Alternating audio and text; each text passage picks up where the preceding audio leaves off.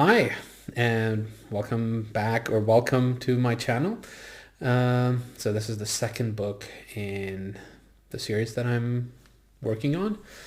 It's called The Power of Babel by John McWhorter. Um, so the author of this book was actually recommended to me not by an English professor, but a history one. And he was someone I respected and whose classes I enjoyed. So I picked up several of his books, and for some reason I decided to start with this one first. It was written in 2003, so relatively recent, but one of his earlier books. So I think that's why I decided to go for that first. Um, I enjoyed the book. I'd say four out of five. Um, the author's tone is fresh. It's conversational without being inappropriately informal, right? And the book is full of personal anecdotes with the occasional joke or sarcastic remark thrown in here and there. So if you're into if you want a lighthearted book that treats a serious subject, I would suggest looking into this. Um, I've promised that I would have, that I would provide in-depth summaries, and of course I hold to that. But still, in a nutshell, this is what the book argues. Okay. Before we go into a chapter by chapter summary, it's nice to have an overview. So in a nutshell, his main argument is that there is no such thing as a language, right? Strictly speaking, there's no such thing as language. Um, for him, there's only ever-changing dialects, right? The language for him is sort of like an ideal, right? That is at best practical, right? It's convenient. It's a convenient term, but it doesn't exist in actuality, right? Languages change so much that we never attained that purity, if you will. He also argues that all languages spoken today stem from one original mother language that sprang about 150,000 years ago in Africa. Um, Also, McWhorter claims that languages or dialects are invariably dynamic, right? They're changing all the time. Okay.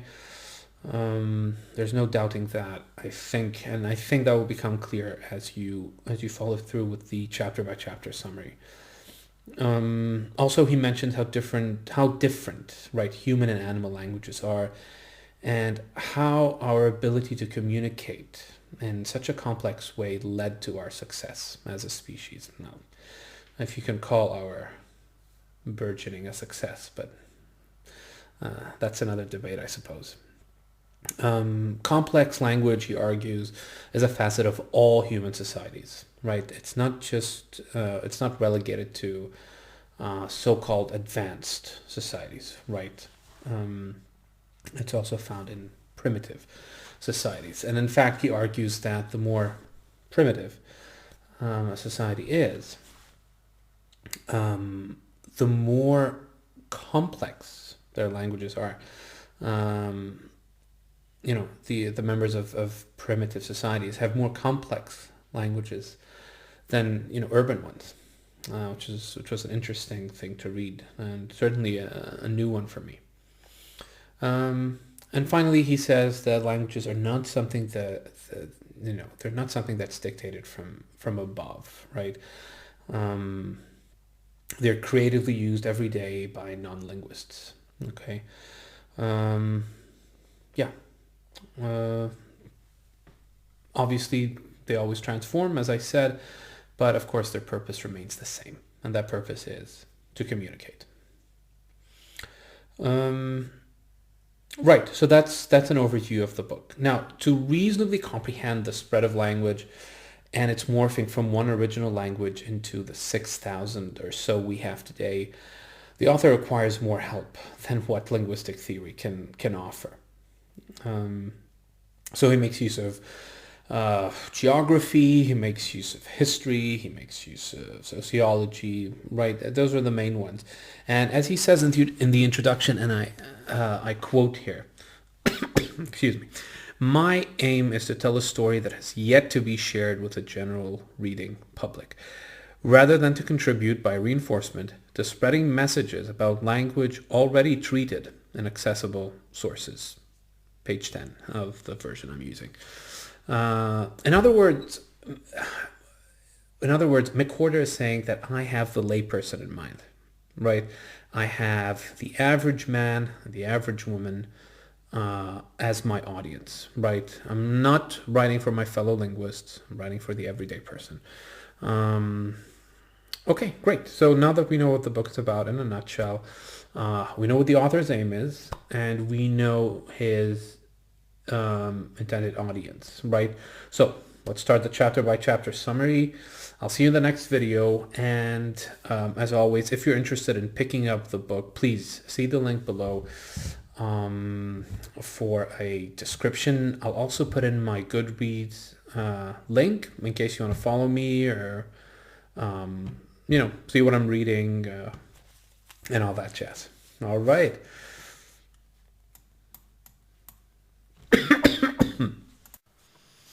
Okay, hi. So, welcome back. So this is chapter 1 of The Power of Babel. This is the book I'm using. It's, probably flipped, but whatever. So this is the edition I'm using. I don't know if there's another edition, but this is the one I have. So if you want to buy it, just go to the link that I've posted in the overview video I did right before this one. So chapter 1 is called The First Language Morphs into 6,000 New Ones. The main claim of this chapter 1, is that language, not unlike life itself, is change, right? And that this change is influenced by historical, social, and cultural norms, but is by no means solely caused by them. And it's not only slang that changes. Okay, this is an important point in the chapter.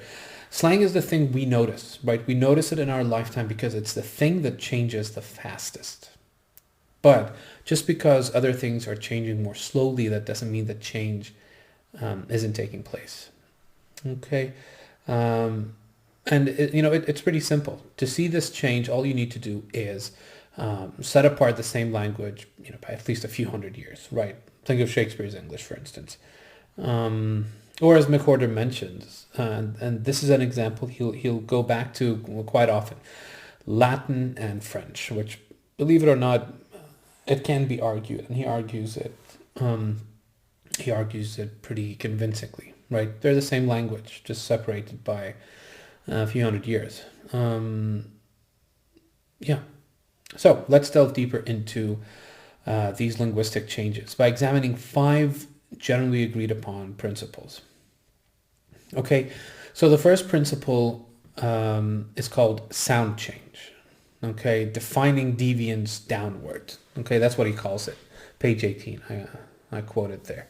Sound change, defining deviance downward. So in simple terms, this means that whenever a word has a weak syllable, right, or when an accent does not fall on a certain syllable, that syllable tends to get dropped as a language evolves. It tends to become weaker and weaker and weaker. So oftentimes this starts out informally, right, say in casual speech. Okay. But then gradually and often grudgingly becomes accepted in formal, i.e. written language. So generation after generation, the weak syllables tend to become, less and less audible until finally, one generation decides to drop it, right? Decides to drop it altogether. This can even happen to important grammatical components. So even those, prefixes, suffixes, you name it, even those aren't immune to being dropped. It's happened before. Okay. However, it's important to note that sound is not only lost, but sometimes transformed. So vowels are more susceptible to this than consonants are. They have a tendency to morph into different sounding ones far more frequently. So that is why English, as well as other languages, of course, that's why English has a discrepancy, right, between orthography and pronunciation. So spelling tends to retain pronunciation accepted at the time the word was created, okay, which could be vastly different to what it is now. Okay, now we move on to the second principle. The second principle is called extension. I quote, extension, grammar gets a virus, page 22. What this means is that sometimes what happens in a language is a grammatical particular, right, becomes the grammatical norm. Okay, so for example, in older English, depending on the noun and its class, it would end differently, right? Ox, oxen, we still retain some of them, right? Child, children, mouse, mice, right? And there was also the S, ES, and IES, okay? Pretty much all of the others have been dropped now, and we only have the S, ES, IES, remaining, right? Again, of course, with some exceptions, but that's the general rule. Just add an S. Okay, it didn't start out that way, and that's the second principle. The third principle is dubbed by McWhorter, quote, the expressiveness cycle, the base from hell, page 23. Excuse me. All languages constantly create, another quote, all languages constantly create expressive usages of words or phrases that gradually wear down in force, like old jokes, page 25. So this basically means that some words in a language eventually lose the impact of their original meaning. Therefore language needs to be constantly reinvented. So in case you're wondering what the title's about, the base from hell, and what it refers to, McWhorter was talking about the word terrible in English, and how it had lost its potency, if you will. Right, the connotations have changed. It no longer really means something disastrous or malicious, right? It's something we now use to describe something that is mild, right? Oh, I'm in terrible traffic. Well, it's not technically terrible, right? At least not in the way the original meaning of the word was, right? But it has lost its potency so much that we had to come up with something else. And that something else for a time was hell, right? So from hell rose to take the place of terrible. Funnily enough, from hell has also lost. I was debating between saying is losing and lost, but I think it's safe to say that it has lost its potency. Nowadays we say, oh, traffic was hell, and it doesn't conjure up the image that it once did. Okay, what do we have? Originally, Latin had lost its expressiveness when using demonstrative adjectives. This is another example he gives, right? The this and that of modern English.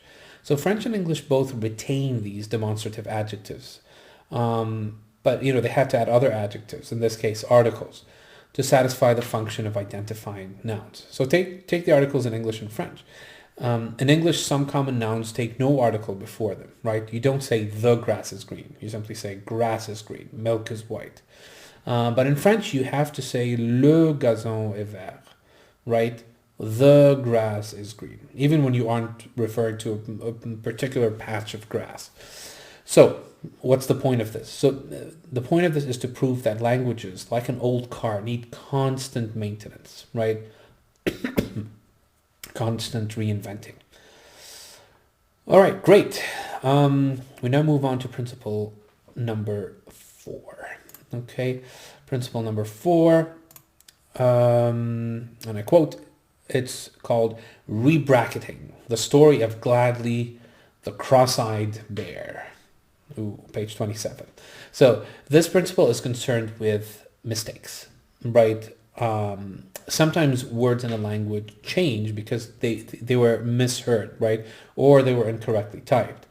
So here, it's a funny story. The author's mother, she was young at the time, and they were in a church, and there was a bear called, she thought there was a bear called Gladly who was cross-eyed.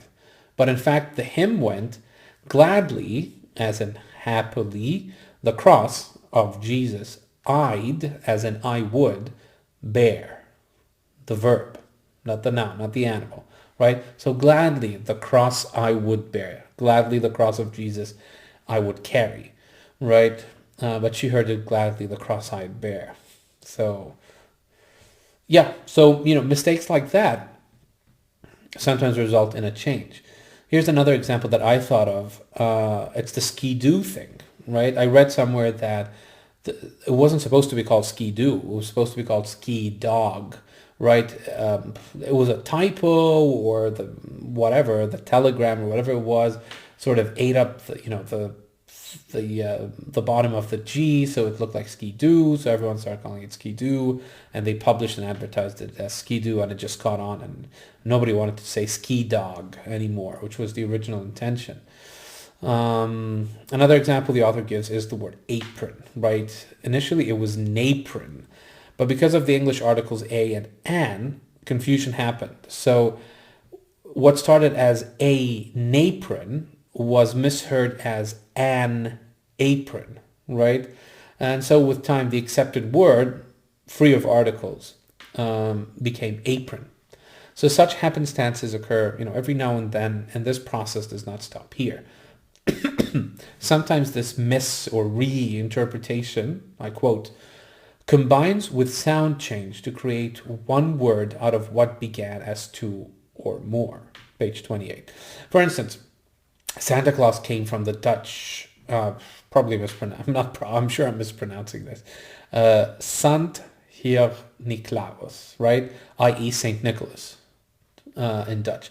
So in Dutch, it was shortened to Santa Claus, right? Eventually making its way to English as Santa Claus. Okay, enough about Principle 4. Let's move on to Principle 5. Principle 5 is called, quote, Semantic Change, Making Love to Ginger Rogers, page 31. Okay, so this final principle tells us that over time, words and phrases narrow or broaden, okay, in meaning. So let's take this example, making love. Making love in 1935, right, where this was gotten, making love to Ginger Rogers. In 1935, that phrase had a broader meaning than what we use it today. So yes, it did mean having sex, okay, or it could have meant having sex, but it was also applied to any physical act between two lovers, right? So if they were kissing, you could say, hey, they're making love. Not something you can say now, right? The phrase has narrowed in meaning, okay? And sometimes words stray so much over time that not only their connotations, right, the words we associate with them, but also even their denotations, right, their neutral dictionary definitions change as well. One of the examples McWhorter says or mentions is the word silly, right? It started out meaning blessed, right? So, a very, religious connotation, very religious connotation. And if you are blessed, you're approved by God. If you're approved by God, you're innocent. That's sort of how the word started to change, right? And if you're innocent, you're deserving of compassion. If you deserved compassion, you were weak, right? That's how the thinking went. And the reason you are weak is because you are ignorant, right? You refuse to improve yourself because you're ignorant. So finally, you're ignorant because you are foolish, right? At least that's how the logic went. And that's it. That's the present meaning of silly. Foolish, right? Don't be silly. Don't be foolish. Okay? So silly, we're lucky we can trace silly, which is not something we can say for many words, and sometimes whole languages, unfortunately. But here we can see how silly made the trip, right? From blessed to foolish, right? through, it jumped through a hoop of completely unrelated adjectives to get to what it is today. Again, this tracing is oftentimes impossible, but in the case of silly, we're lucky we have it. So that was a lot. So quick summary. These 5 principles. So first we have sound change, extension, the expressiveness cycle, rebracketing, and semantic change. Okay, these are by no means unique to English, okay, but they're processes inherent to all languages. Okay, they're the chief reasons why the original language that, as McWhorter argues, sprang from East Africa, right? That the original language that sprang from East Africa can no longer be heard. A language is always evolving, regardless of the civilization type, right? You name it, hunter-gatherer, urban, semi-developed, whatever. Okay, so at the end of the book, he sort of makes an argument that, why he thinks this word could have been that. But I mean, even he, grudgingly, I suppose, acknowledges that it's a fool's game, right? You cannot retrace a language back 150,000 years. It's impossible. And the silly example sort of illustrates that, right? In just a few hundred years, it went from being, having this wonderful connotation of, this wonderful religious connotation of being blessed, and now it just means foolish, right? And there's no way anyone could have anticipated that. Let's move on. It is imperative to keep in mind that any distinctions made. Yeah, this is a point I'll probably be mentioning over and over again. Okay, so any distinctions we make, right, as humans, be they on the word level or the level of an entire language, okay, they're not there to mislead. They're there to clarify. They're there for convenience. They're there to break something that is complex into parts that we can comprehend, right? However, these boundaries, if you will, do not and cannot express reality fully, right? As I said, they're there for convenience, okay, but we must always keep their limitations in mind, right? So now, for instance, when we're analyzing or looking back in hindsight, right, it's easy for us to demarcate changes and evolutions, but inevitably the truth will be more complex than that, right? So just you don't wake up one day and say to people, guys, listen, my puppy is now officially done with puppyhood.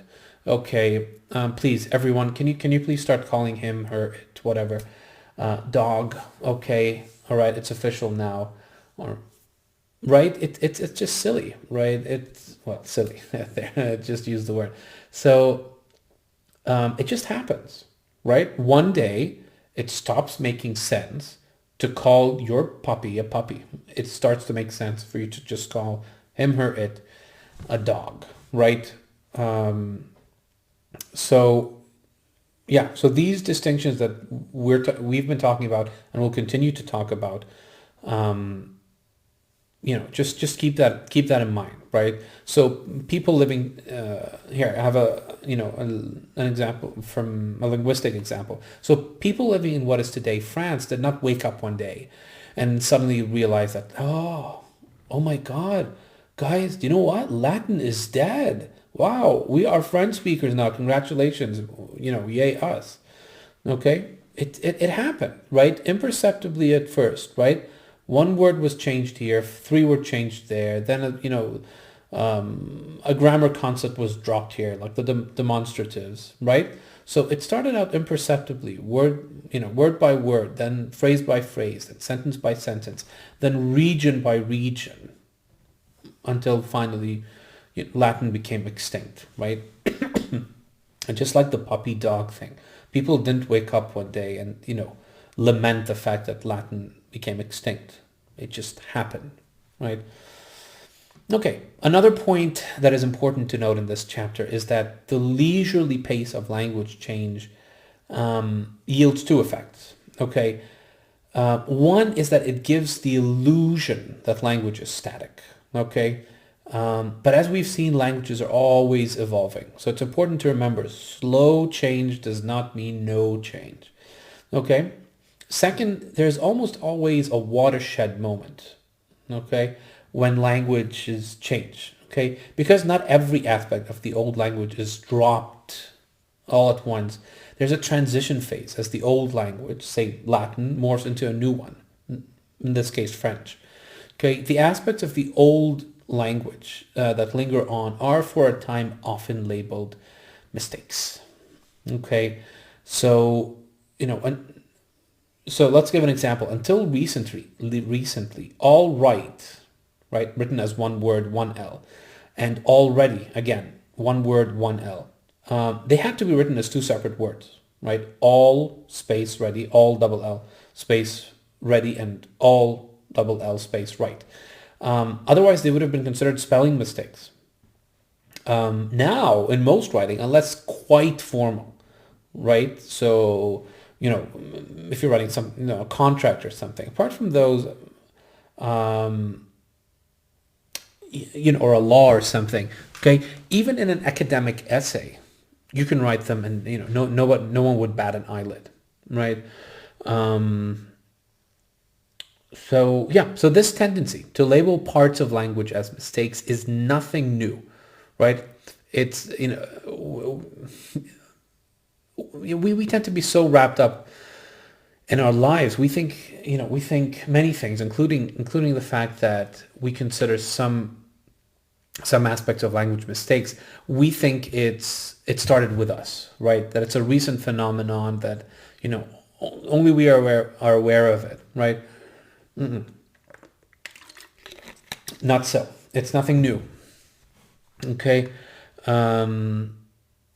People have been lamenting this change, right? These mistakes as far back as writing has existed, and very possibly before that as well. Okay. But as McWhorter puts it, and I quote here, language change is neither decay nor even evolution, right? So in other words, it's not positive, it's not negative. Okay. Rather, it is transformation. Page 40. Okay. So language change is neither decay nor even evolution. Rather, it is transformation. It is simply change, right? Nothing positive, nothing negative. Next point, just bear with me. There are like three more. So just as humans today have useless things in our bodies, right? So let's take an example from evolution. Okay. Like our appendix, for instance, right? Useless part of our body. So too do languages. Okay. They leave behind traces, footprints, baggage, whatever you want to call it. And one obvious example in English and other languages is orthography, right? As we mentioned previously. So we spell, for instance, knight, right? The knight in shining armor, with a K, because at one point it was pronounced Knecht, right? The same goes for knee, okay? It was pronounced Knie, and many others. There's no shortage of this in English. McWhorter states, and I quote, "No language ever makes perfect sense," his quotation, "across the board, because all languages drag around junk left over from the old days." Page 42. We sometimes see things in a language now only because they had a purpose at some point, right? And we're just dragging them around because people have gotten used to it, right? I mean, think about it. If you suddenly start spelling knee as N-E-E, it would seem jarring, for most people, right? Unless they're learning English new. In that case, it would make perfect sense to them. Right, but we've published probably hundreds of thousands of books writing, knee with a K. To change that is not easy, right? When everyone has gotten used to it, it's not easy to change that. And we'll talk more about the effects of writing in subsequent chapters. Okay, next point. The comparison between biological and linguistic evolution is not a perfect one. So that's important to mention. The evolution of language is far more random, yet more susceptible to chance. Let's pause just for a second or so. Let's digest these words. The evolution of language is random, yet susceptible to chance. Okay? So it's random in the sense that, right, we know what goes on, right? We know what might happen, right? But we don't know when it will happen, if it will happen, and where it will happen, right? And that's the chance part. So think of the Romance languages, right? Spanish, Italian, and Portuguese. They may be similar, but they're not mutually intelligible, right? They came from the same source, Latin, but each developed in a different region, which subsequently yielded a distinct language, right? So this seems to suggest that culture is largely, perhaps even solely, responsible for language change, right? However, although culture is no doubt a factor, it is certainly not the only one, right? And McWhorter addresses this because this is what most people tend to think, right? I mean, why would it change? Different people, different culture. There you have it. But McWhorter argues this, and I quote, although the precise meanings of seemingly basic words can vary from language to language, these cases rarely have anything to do with culture, instead stemming from the inherent randomness of general language change. Page 49. Why, for instance, so let's take this example. In English, why, for instance, do you take a nap, right? But make one in French, right? There's nothing cultural about the English that makes them takers, right? And there's nothing culturally, relevant to the French that makes them makers, right? And yet they make a nap. And the English and the Americans take a nap, right? And other types of English. There are no cultural reasons, right? That's how the collocation developed. So this and numerous other examples. If you're interested, you should buy the book and read it because it's full of examples. Okay, it may seem like I'm really giving a lot of examples, but trust me, this is just the tip of the iceberg, right? He gives example after example after example, which is fine, right? So this and and other examples, they show that language change is not necessarily linked to culture. All right, last point. And this is a counter argument to the culture argument, which is pervasive. In fact, a counter example to the argument of culture shaping a language takes us to the Far East. So we're in Japan, right? One addresses equal members of society in Japan differently from elite members, right? With verbs, for instance, changing drastically.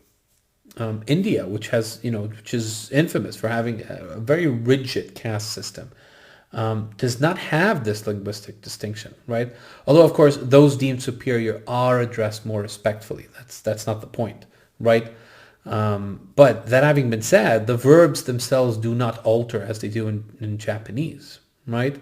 So both of these cultures have a rather rigid, a rather stratified hierarchical society, right? But the Japanese, have specific verbs, they have specifically their verbs change, right? To address different members on that stratified hierarchy, right? Whereas the Indians don't, okay? Furthermore, and I quote here, a language consists not only of isolated words, but also sounds and sentence structures. And these are at all times changing along with the word meanings. Here, culture rarely plays any role in a process that is essentially self-driven. Page 50. So to illustrate this quote, there are tribes in Africa, right, that use clicking sounds in their language, but their neighbors, who obviously share, if not the same, certainly a similar culture, right? Their languages do not have any clicks to them. Okay, so this shows that culture is not the sole or even a major driver of language. So to sum up, culture is linked to language, but it is by no means its driving force, at least not exclusively, which is basically what I've just said. The many transformations that were happening to a language are collectively responsible for what it is today. Okay, we may not know what the first language was, but McWhorter argues there was one to be sure. This brings the first chapter to a close. In chapter 2, find out why there is no such thing, technically speaking, as a language at all. Thank you for listening. I'll see you in the next video. Okay, hi and welcome to chapter 2 of The Power of Babel by John McWhorter. Chapter 2 is called The 6,000 Languages Developed into Clusters of Sub-Languages. So, as you may recall, the last chapter ended with me telling you that, according to McWhorter, there's no such thing as a language. A controversial thing to say. As he puts it, I quote, "Viewed up close, most languages are actually bundles of variations on a general theme, dialects." Page 52. So dialects are the only thing that exist, right? For several reasons, often geographical or political. One of the dialects of a language ends up being considered the standard one, right? However, there's obviously no objectively default German, default Arabic, or default French. They're simply variations understood by more or fewer people in one region or another, right? Okay, great. So how do dialects arise? As mentioned again, the last chapter, they arise gradually, right? As the speakers of a certain language disperse and end up in different geographical areas. Italian and Spanish, to take an example, were once merely dialects of Latin before being considered separate languages altogether. Okay, note the word considered, because although we tend to think of, say, Spanish as one language, right? South Americans, with the exception of Brazil, they're well aware, and probably Brazilians are well aware, they speak Portuguese, but they're well aware that there are variations of Spanish, right, among the different nations of South America, not to mention within Spain itself, right?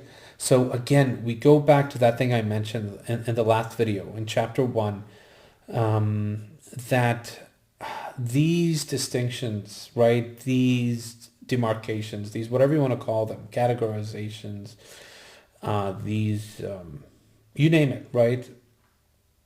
They are there. They're a double-edged sword, right?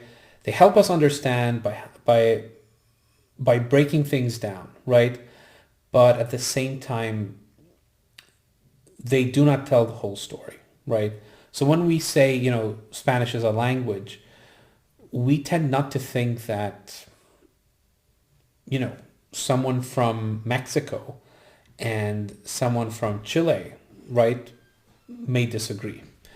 So back to English. You might think that English, right, at least where it started in Britain, may actually be an exception, right? And in fact, it isn't, right? It isn't. Okay, I know this may sound strange because, English speakers can understand each other for the most part, right? There are differences in accent, differences in proverbs, right? Sayings. Some words differ, right? Americans say trunk, British say boot. But for the most part, English speakers can understand each other. It's not a problem. Okay. So what am I saying here? Okay.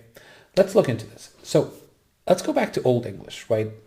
A Proto-Germanic language, Old English. It spread across the island, right? What is today Great Britain. And dialects of Old English sprang up before one was considered the standard. Okay, as we said, often politics or geography come into play here. Okay, even today, not only do accents, as I mentioned, and pronunciation differ across regions, but words, phrases, and even grammatical rules may be different, right? Again, there are no objectively superior or inferior dialects, right? Only a default one that for whatever reason was considered the default one. McWhorter claims that, and I quote here, along these lines, as often as not, a language comes into existence split into different dialects from the very beginning, right? There never having existed any single original variety. Page 59. So when it comes to language, change quite often has to do with chance, right? And the last point I want to make here is that although there are standard and non-standard dialects, there is in essence no such thing as bad grammar, right? What is often termed such is merely different from the standard variety. Not inferior, not wrong, just different. And language is there to allow and ease communication. And as long as that's happening, a language or dialect cannot be declared inferior.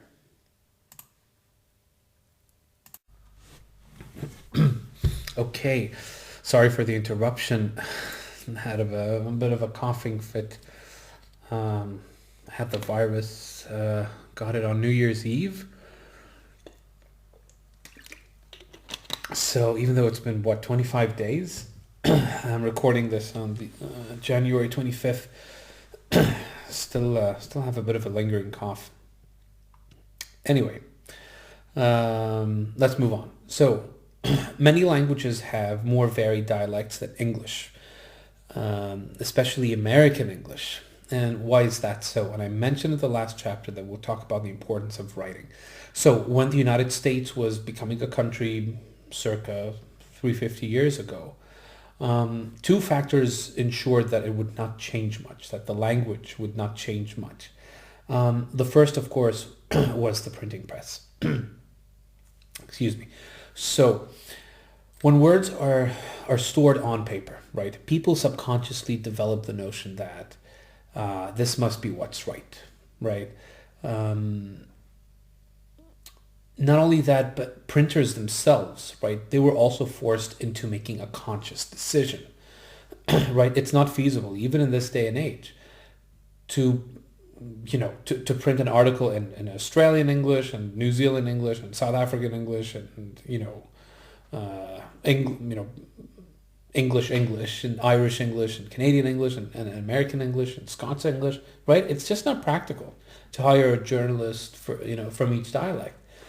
That was certainly true 350 years ago. So printers at that time, they were forced to make a decision, right? They had to ask themselves the question, which dialect would reach my audience, right?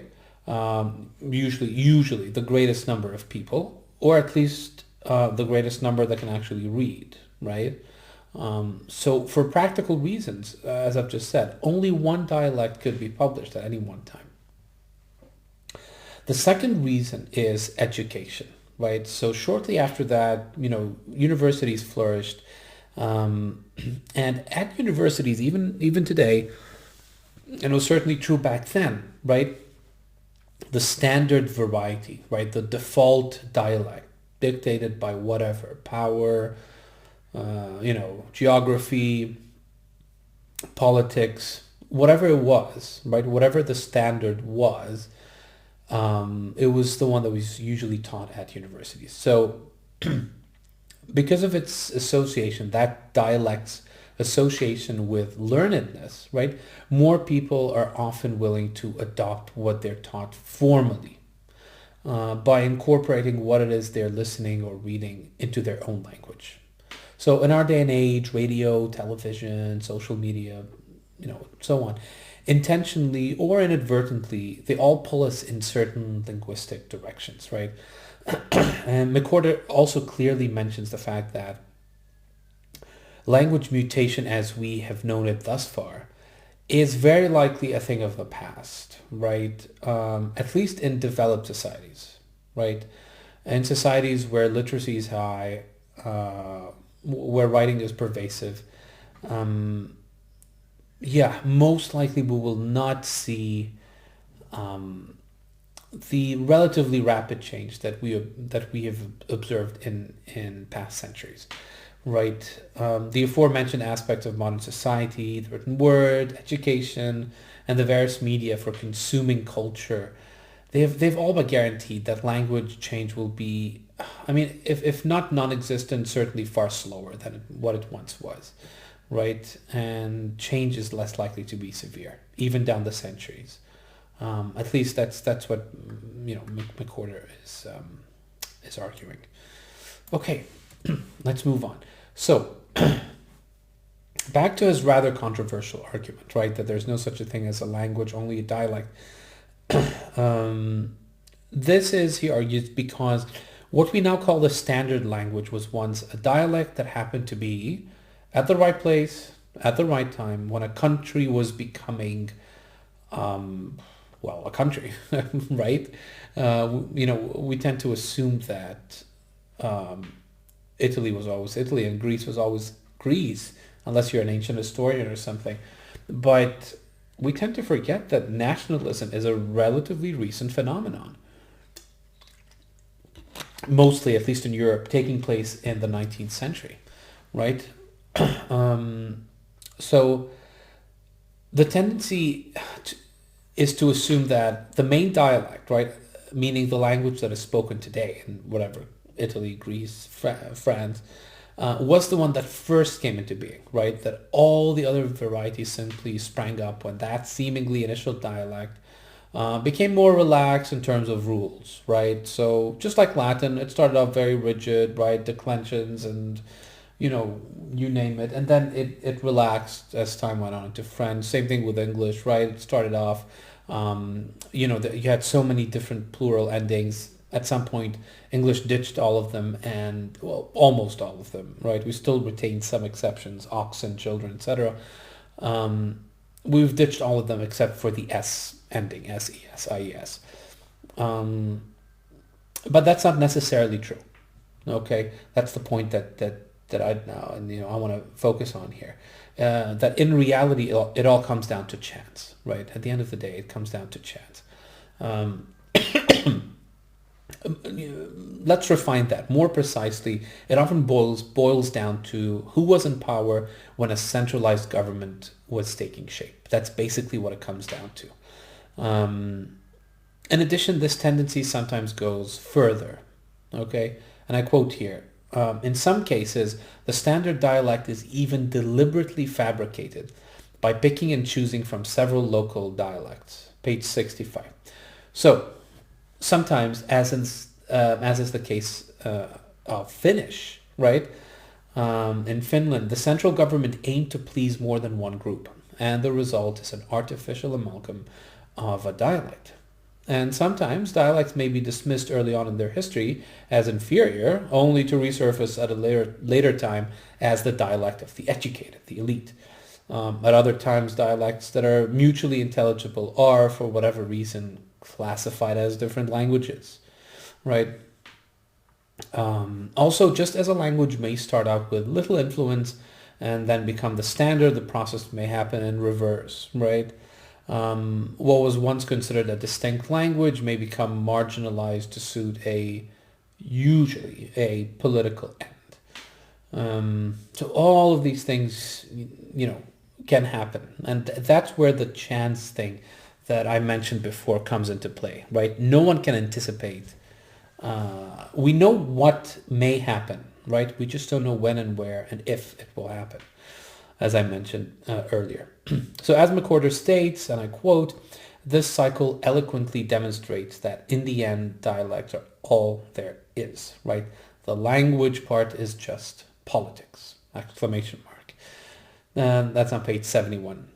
Lastly, not only can dialects of the same language be deemed separate languages, but in some cases, languages as distinct as French and Spanish can be classified as dialects of the same language, right? In this case, Latin. So as you can see, change may happen in any direction, and this continual change means that a language never sits still long enough to deserve being called such, right? To deserve being called a language. It's always an ideal, right? When we say language, it's always an ideal. So yeah, that's the point he's trying to make, right? Because it's always changing, because of all these factors that I've just mentioned, right? One day you're the standard dialect, the next day you're not. Sometimes, you're stitched together from different dialects. you're never really a language, right? Nothing is really a language, strictly speaking. Um, Linguists, grammarians, etc., they try to pin down languages in books and so on, but change ensures that language, as we understand it, will forever, remain an ideal, right? Dialects are all there is. Oof, okay.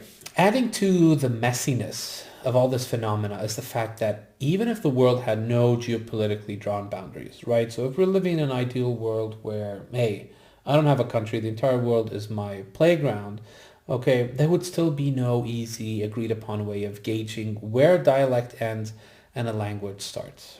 Okay, I've talked about this previously. Okay, you don't just wake up one day and say, haha, my dog is officially now, my puppy is officially a dog. Okay, he, she, it has made that transition, officially, and you send everyone a message telling them, please stop referring to Rex as a puppy. He is now a dog, right? It just happens. Okay. Um, and yeah, and same thing here. Okay. And this difficulty, right? So even on its own, it's difficult, but this is compounded by the fact that sometimes speakers of language A consider their language the same as language B, while speakers of language B consider language A to be a separate language, right? Sometimes this has nothing to do with boundaries, right? It has something maybe to do with culture, right? Calling two similar dialects the same may suggest a sense of belonging, right? When a sense of belonging is unacceptable or unwanted, right? In many cases, however, even an objective linguist cannot make the call for many of these tricky distinctions, right? Are, for instance, Lebanese Arabic and Syrian Arabic the same language, or are they dialects of one, right? And how far do you need to go from, say, Lebanon before, right? So let's say you consider Lebanese Arabic and Syrian Arabic the same language, not dialects, right? How far do you need to go? Jordan, before you classify them as different languages? Saudi Arabia? Egypt? Right? There's no consensus, right? Spanish and Portuguese? What about British English and Scots English, right? Technically, all of them claim that, the official language is English. But are they the same? And how much discrepancy should there be between two dialects for them to be treated discretely, right? Separately. 10%? 30%? 70%? There's no agreement among linguists. As McWhorter puts it, quote, speech varieties differ from one another along a continuum on which no definite signpost can be placed, distinguishing where dialect stops and language begins. And that's on page 80. The final reason the author argues why there is no such thing as a language, pristine and frozen in time, is because languages continually bleed into one another, right? That's his word. I put it in quotation mark. Bleed. So a lot of languages now have English loanwords, right? And English itself is no stranger to borrowing words from other languages, having in it, German, French, Arabic, and other loanwords. Making distinctions is harder when two languages that borrow from each other or from a common source are very similar to begin with, right? So McWhorter informs us that, and I quote, "This is not rare. Linguists encounter dialect continua, as it's called, all over the world." Page 81. In fact, some speech classified as merely two separate dialects is more distinct sometimes than two varieties classified as languages. Interesting. All right. We move on. It is also worth noting that though some dialects, like the Scandinavian ones, may seem almost mutually intelligible, right, to a non-Nordic person perhaps, who looks at them, he or she may think, well, I'm sure, person speaking language A can understand person speaking language be? They may not be so. Okay, on paper, these languages may look similar, but let's look at Danish. Danish, for instance, has altered more than Swedish and Norwegian, especially in terms of pronunciation. So this makes it difficult for a Swede or a Norwegian to understand what a Dane is saying. Okay, but this does not mean that a Swede and a Norwegian understand each other perfectly, and vice versa, right? Although Swedish and Norwegian sound similar, the roots of many words have taken on different meanings over the years. McWhorter puts it succinctly when he says, and I quote, "Certainly dialects that are not close on the page will not be mutually intelligible. But then, when they are close on the page, they may or may not be mutually intelligible." Page 85, right? So if they seem the same, right, they may be understood by the speakers of those different languages, but they may not, right? But obviously, if they look different, right, they're different, right? The speakers aren't going to understand each other. So this furthers the argument that language, in the sense of a neat, compartmentalized, agreed upon, fixed, pure set of words, is at best an ideal, right? And more often than not, as the author argues, non-existent, right? Last point. Just as there are bilingual people in the world, those who speak two languages, obviously, there are also people who speak two or more dialects of a language, right? This phenomenon is called, I believe that's how it's pronounced, diglossia, right? But don't quote me on that one. Anyway, diglossia from the Greek meaning two tongues. Arabic is a prime example of this. The written standard Arabic, right? The Arabic that started out, 1,500 years ago or so, called Fusha, right? That is reserved for reading and writing only, right? And that is understood, right? From Saudi Arabia all the way to, North Africa. Pretty much everyone, every Arab country can read and write in this. However, all Arab nations, right, from the scorching deserts of Arabia to the sweeping sands of North Africa, they have their own dialects of Arabic, right? They speak differently from each other. So all of these, right, the spoken dialects and the formal written variety are all misleadingly lumped together, right? And they're called Arabic. And although an overlap of words, obviously exists across all of them, they often need to be learned separately, right? So this trend is set to increase, and not just in the Arab world, because as formal education continues to reach more people, the local dialect that people know will become insufficient on its own. And at some point, if this trend continues, everyone will have to learn the standard variety, in addition sometimes to their own local dialect. So ends chapter 2. In chapter 3, we'll find out how languages mix with one another. Thank you very much. See you in the next video. Okay, hi. So here we are again. The Power of Babel, chapter 3.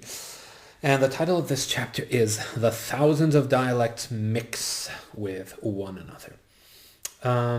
In this chapter, we will see how languages not only change into new ones, as we saw in chapter 2, but also mix with one another. Therefore, we can refine our previous definition, that there is no such thing as a language, only dialect, and say, again, that languages do not exist, but add to this that they are in fact an assortment of dialects. And English is a prime example of this. On the word level, English has borrowed more than 99% of its lexicon, a fancy name for words or vocab, from other languages, okay, and not just one language. You'd have an extremely hard time forming sentences in English using only Old English from the Anglo-Saxon culture, right? Back when the language was pure, right? So this shows frankly, the folly, right? Um, Not necessarily of calling something a language when in fact it's merely a dialect because it's changing, and it's taken from other dialect. But the real folly is having this purist mentality, right? That we mustn't let our language become tainted, right, with other languages, and that's it simply doesn't exist, right? Simply doesn't work. Um, there's an example in the book. I forgot if it was in this chapter or a subsequent one. Okay, where he gives an example of a German, right, a very rightist conservative German who wants German to be to stop using English loanwords and go back to being this pure language that it is, and McWhorter basically makes fun of him in a in an academic and well-mannered way, right? But he shows how futile his attempt is, right? There's no such thing. Essentially, if you wanted to use pure English words, you'd only have access to less than 1% of the words currently used in English. Okay, so in other words, forget about it, right? All right, so moving on. There were several watershed moments, right, in the history of the English language in terms of vocabulary acquisition. The first was the coming of the aforementioned Anglo-Saxons, right, Old English, in 787 AD. They spoke Old Norse, which is the ancestor of today's Scandinavian languages, and gave English many words, especially those that begin with an SK sound, right, like sky. Those were all sort of Scandinavian, of Scandinavian origin. Then came the Normans in 1066, Norsemen from what is today France, who spoke Norman French, a dialect of French. Between that language and Latin, English added many new words to its lexicon. Yep. So having a bastard vocabulary, as McWhorter puts it, has its pros and it has its cons. Okay, like almost everything, right? So the major drawback of a language like English is that the roots of words are obscure, right? If one doesn't know Latin and French, and other languages, it is oftentimes impossible to guess what a prefix or suffix, for instance, means, right? What it originally denoted. So so that's the disadvantage. That's the main drawback. The advantage, however, is that knowing a language that has borrowed heavily from others makes learning those languages easier, right? This for English speakers is especially true for the more formal words in French. So not all French, okay, is easy for English speakers, but the formal words more often than not are, okay, and that's and it's quite noticeable. Okay, so the words that have to do with science, law, government, right? Just to name a few. So notice how the formal word commence, right, comes from the French commencer, whereas start, right, the more informal word, has nothing to do with French, right? There's, as far as I know, there's nothing, related to start in French. But commence, absolutely. There's the verb commencer, to start. Okay, so there's no language that mostly shares its vocabulary with English, as to say Bulgarian and Serbian. Okay, and that's another disadvantage for English. Okay, all right. So moving on.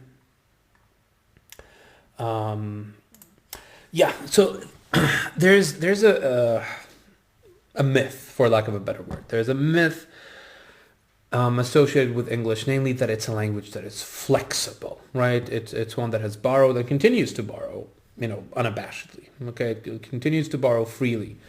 But the truth is that all cultures, come into contact with one another, okay, or at least have done so sometime in the past. And when that happens, excuse me, language mixing happens as well, right? It's inevitable. Okay. Because English is so widespread nowadays, it may be doing so more conspicuously, right? More visibly. Okay, but that does not make it unique, okay, by any means. And here's what McWhorter has to say on the matter, and I quote, "No language is completely immune to borrowing, and when cultural contact becomes particularly heavy, any language eventually caves in." Page 100. Okay. As noted in another chapter, the language of the conqueror, right? And I've mentioned, I think, this point throughout several chapters.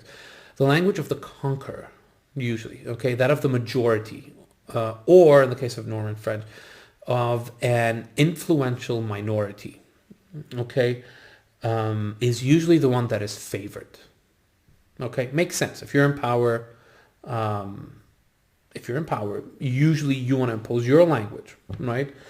So furthermore, bilingualism also sets up languages for word exchange. So, quote, "Languages not only change but mix." Okay, and that's one of the major points of this chapter, page 103. Let's add another layer here. Okay, given that only dialects exist, which we've established, what often happens is that certain dialects of language A mix with certain dialects of language B. So that further complicates the truth, right? So to take a historical example, English borrowed in 1066 from a particular dialect of French, right? It wasn't Parisian French, okay? It wasn't the standard, French of today, or what it was back then. It was Norman French, right? So things would have turned out differently if it had borrowed from, say, Parisian French or the French from Marseille or whatever. Okay? In addition, the different dialects of English itself changed differently. So today, the Scots have words in their dialect of English that are unique to them, right? Scots English morphed differently than the English that had been spoken in the South. Again, we go back to geography, right? Playing more of a role than culture does. Although, of course, even today, the Scottish and the English have a distinct culture, but that's not what made their languages evolve differently. Okay, the Scots also borrowed even more words from the Viking invaders. Right? Remember, we go back to the 8th century here, right? Old English.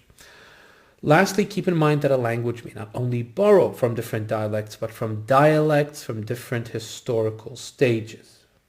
Okay? Sorry. Let's go back to the word silly. Remember the word silly? It started out meaning blessed. Now it means foolish. Okay? So, if a language had borrowed silly in the early stages of English, right, it would have had a religious connotation, right? It would have had a religious connotation, blessed. If someone decides to borrow silly in the present time, it will mean foolish, right? So yeah, so not only what matters then, okay? Not only what is borrowed, but also when it's borrowed becomes an important consideration. Okay? We move on. The first level of intermingling we have discussed so far is on the level of a single word, right? McWhorter has kept things simple, and so have I in the summary, just to make sure that these things are said. But now it's time to move on to the second stage of language mixture, and that of grammar, right? Not just a word, but grammar. McWhorter offers a funny and accurate analogy to describe this, and I quote, "In situations where large numbers of people are bilingual between two given languages, the two languages often come to resemble each other on the levels of sounds and sentence structure, as well as the exchange of words. Rather like married couples who gradually begin looking like each other over the decades." Page 105. This happened especially before the last few centuries, right? Remember, we talked about the last few centuries being a bit of an anomaly, right? because before that, writing was, in the hands of a few, right? Usually it was in the priestly class or the or the nobility. Okay, with the advent of the printing press, more and more people could afford to read, and this had an impact. So, but before writing became widespread, before nations formed, okay, remember also it was nationalism was mostly a 19th century phenomenon. Okay, before these things, and before one official language had to be recognized, right? So this happened. What the quote I just read, okay, that languages morph and morph more fully than just borrowing words. This especially happened, okay, before that time, before nationalization, before writing, okay. Although this won't probably happen to the world's major languages nowadays, okay, this past phenomenon of sound and structure mixing made many of those languages what they are today. This was especially true in an area like the Balkans, okay, where bilingualism was the norm for centuries. Romanian is a prime example of this occurrence. So, although a Romance language, right, technically it's a Romance language, it was usually spoken by its people along with another Slavic language. Okay, so as a result, major grammatical differences took shape. To illustrate, Western European Romance languages, right, Spanish, French, Italian, okay, they place their articles before nouns, okay, just like in English. Romanian, on the other hand, places them after. So, despite springing from the same mother language as the others, Latin, the Slavic languages affected it because of Romania's geographical location, so that it now follows the structure of, say, Bulgarian. Okay. Let's move on. There is a third level of language mixing. Okay, so we were talking about the second level just now. The first level is simply borrowing words. The third level of language mixing, in addition to words and grammar, okay, that's when the two languages become intertwined. And as the author puts it, I quote, there are cases when two or more languages mix so very thoroughly and deeply that the result is no longer classifiable as either one or the other. Instead, the language is a hybrid. Just like a mule is neither a horse nor a donkey. Page 109. Okay, so one notable example of this happening is in the 1700s and 1800s, where French Canadians had children with Native Americans. These children identified, as neither French nor Cree linguistically as well as culturally. Their language was a mixture of French and Cree, making it both languages and neither language at the same time, right? Paradoxically, perhaps. And this is what McWhorter means by intertwining, right? It's not French, it's not Cree, and yet it's both at the same time. So in the case of our example, nouns are usually French, okay, while verbs are usually Cree, in the case of this language here. Another common tendency is when a language retains its original grammar but sheds its vocabulary in favor of a newer one, okay? These are not the only ways languages intertwine, though, okay? According to McWhorter, I quote, intertwined languages exist worldwide when history leads certain groups to feel resolutely split cultural allegiance. Page 115. Also, note that intertwining is not limited to just two languages. As always, drawing discrete, i.e. separate lines is no easy endeavor, right? And this is a point I've been hammering in since the beginning. Okay, when exactly are two or more languages considered intertwined? Okay, we talked about this before. Again, there's no consensus among linguists. Okay, English, for instance, is a fusion of many languages, right? As we've said, part from German, part from Latin, part from French, part from Arabic, and yet it's considered a distinct language, right? Not an intertwined one. I quote, "In no respect," McWhorter claims, "does human language lend itself to binary conceptions and rigid taxonomies." Page 116. Okay. Almost done. Last major point. Despite how inevitable these processes all are, few people are ever comfortable with them, right? And I think that that's such a, that is such a poignant, uh, you know, not perspective. It's such a poignant observation, right? Quote here again. Language mixture is a universal process, but when we see it happening in our lifetimes, we tend to decry it as contamination, right? The author's quote.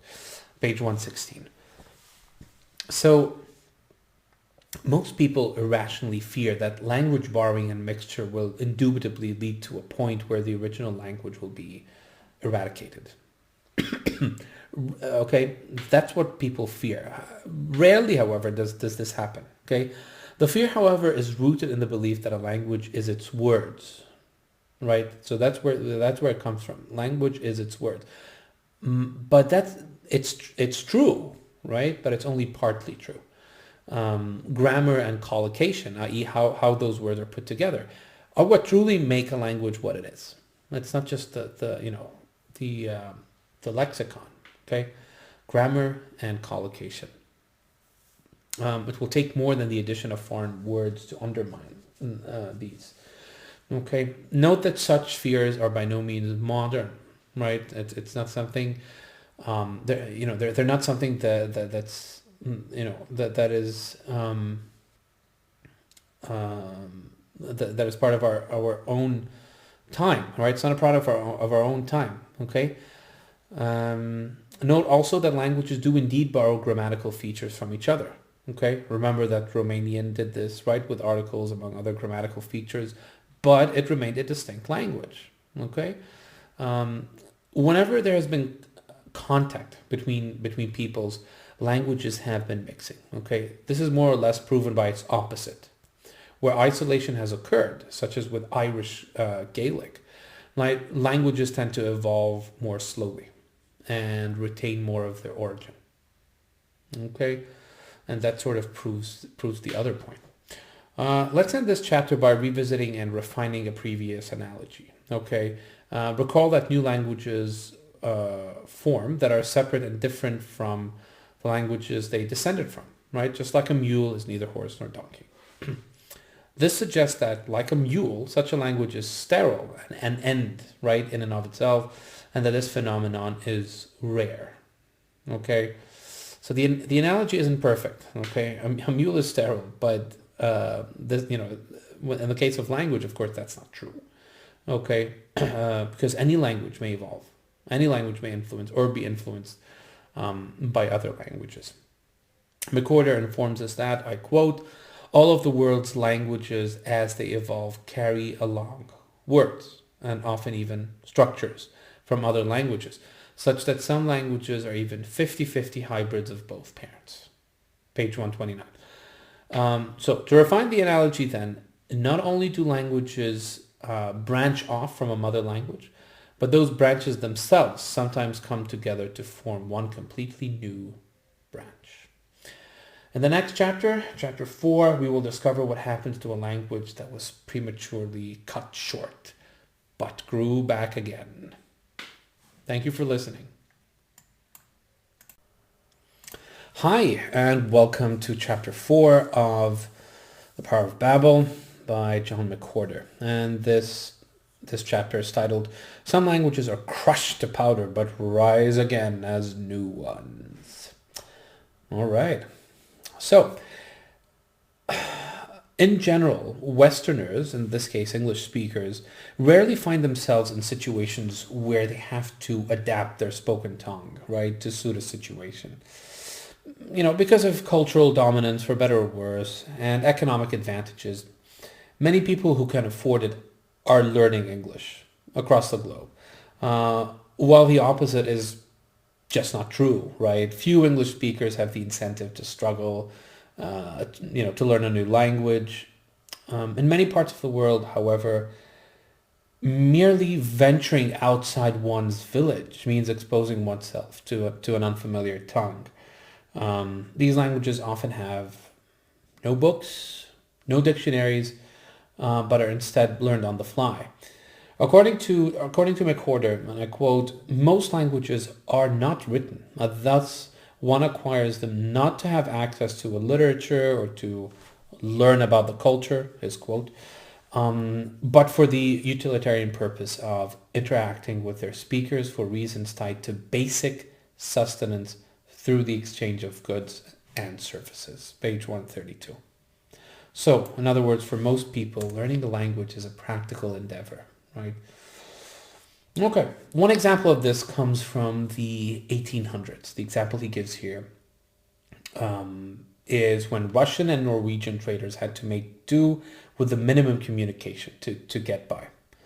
The result, I'm pronouncing this right, Russenorsk, right? A blend of the two languages, Russian and Norwegian, which is not a mixed language, or any type of language for that matter. Its vocabulary was limited to just a few hundred words, and its grammar was as rudimentary as can be. As McWhorter puts it, I quote, this kind of rudimentary but functional way of communicating is called a pidgin. And pidgins have always formed throughout the world when people needed to use a language on a regular basis without having the need or motivation to acquire it fully. Page 134. So in the case of Russenorsk, both groups were about equal in power, and subsequently the words in this pidgin, okay, were about evenly split between Russian and Norwegian.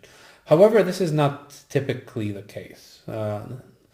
What often happens when a pidgin emerges between two or more groups is that the words in the language of the dominant group are used. Such was the case, for instance, between Native Americans and encroaching Europeans, right? It was the Native Americans who had to do most of the difficult work, right? The linguistic work.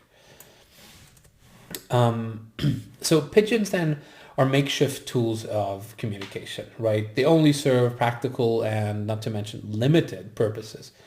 I quote here, the crucial thing about pidgins, as McWhorter said, is that their speakers are using them mostly as transitory tools for passing exchanges. Page 137. So by no means do they substitute for or undermine the native tongue of either party.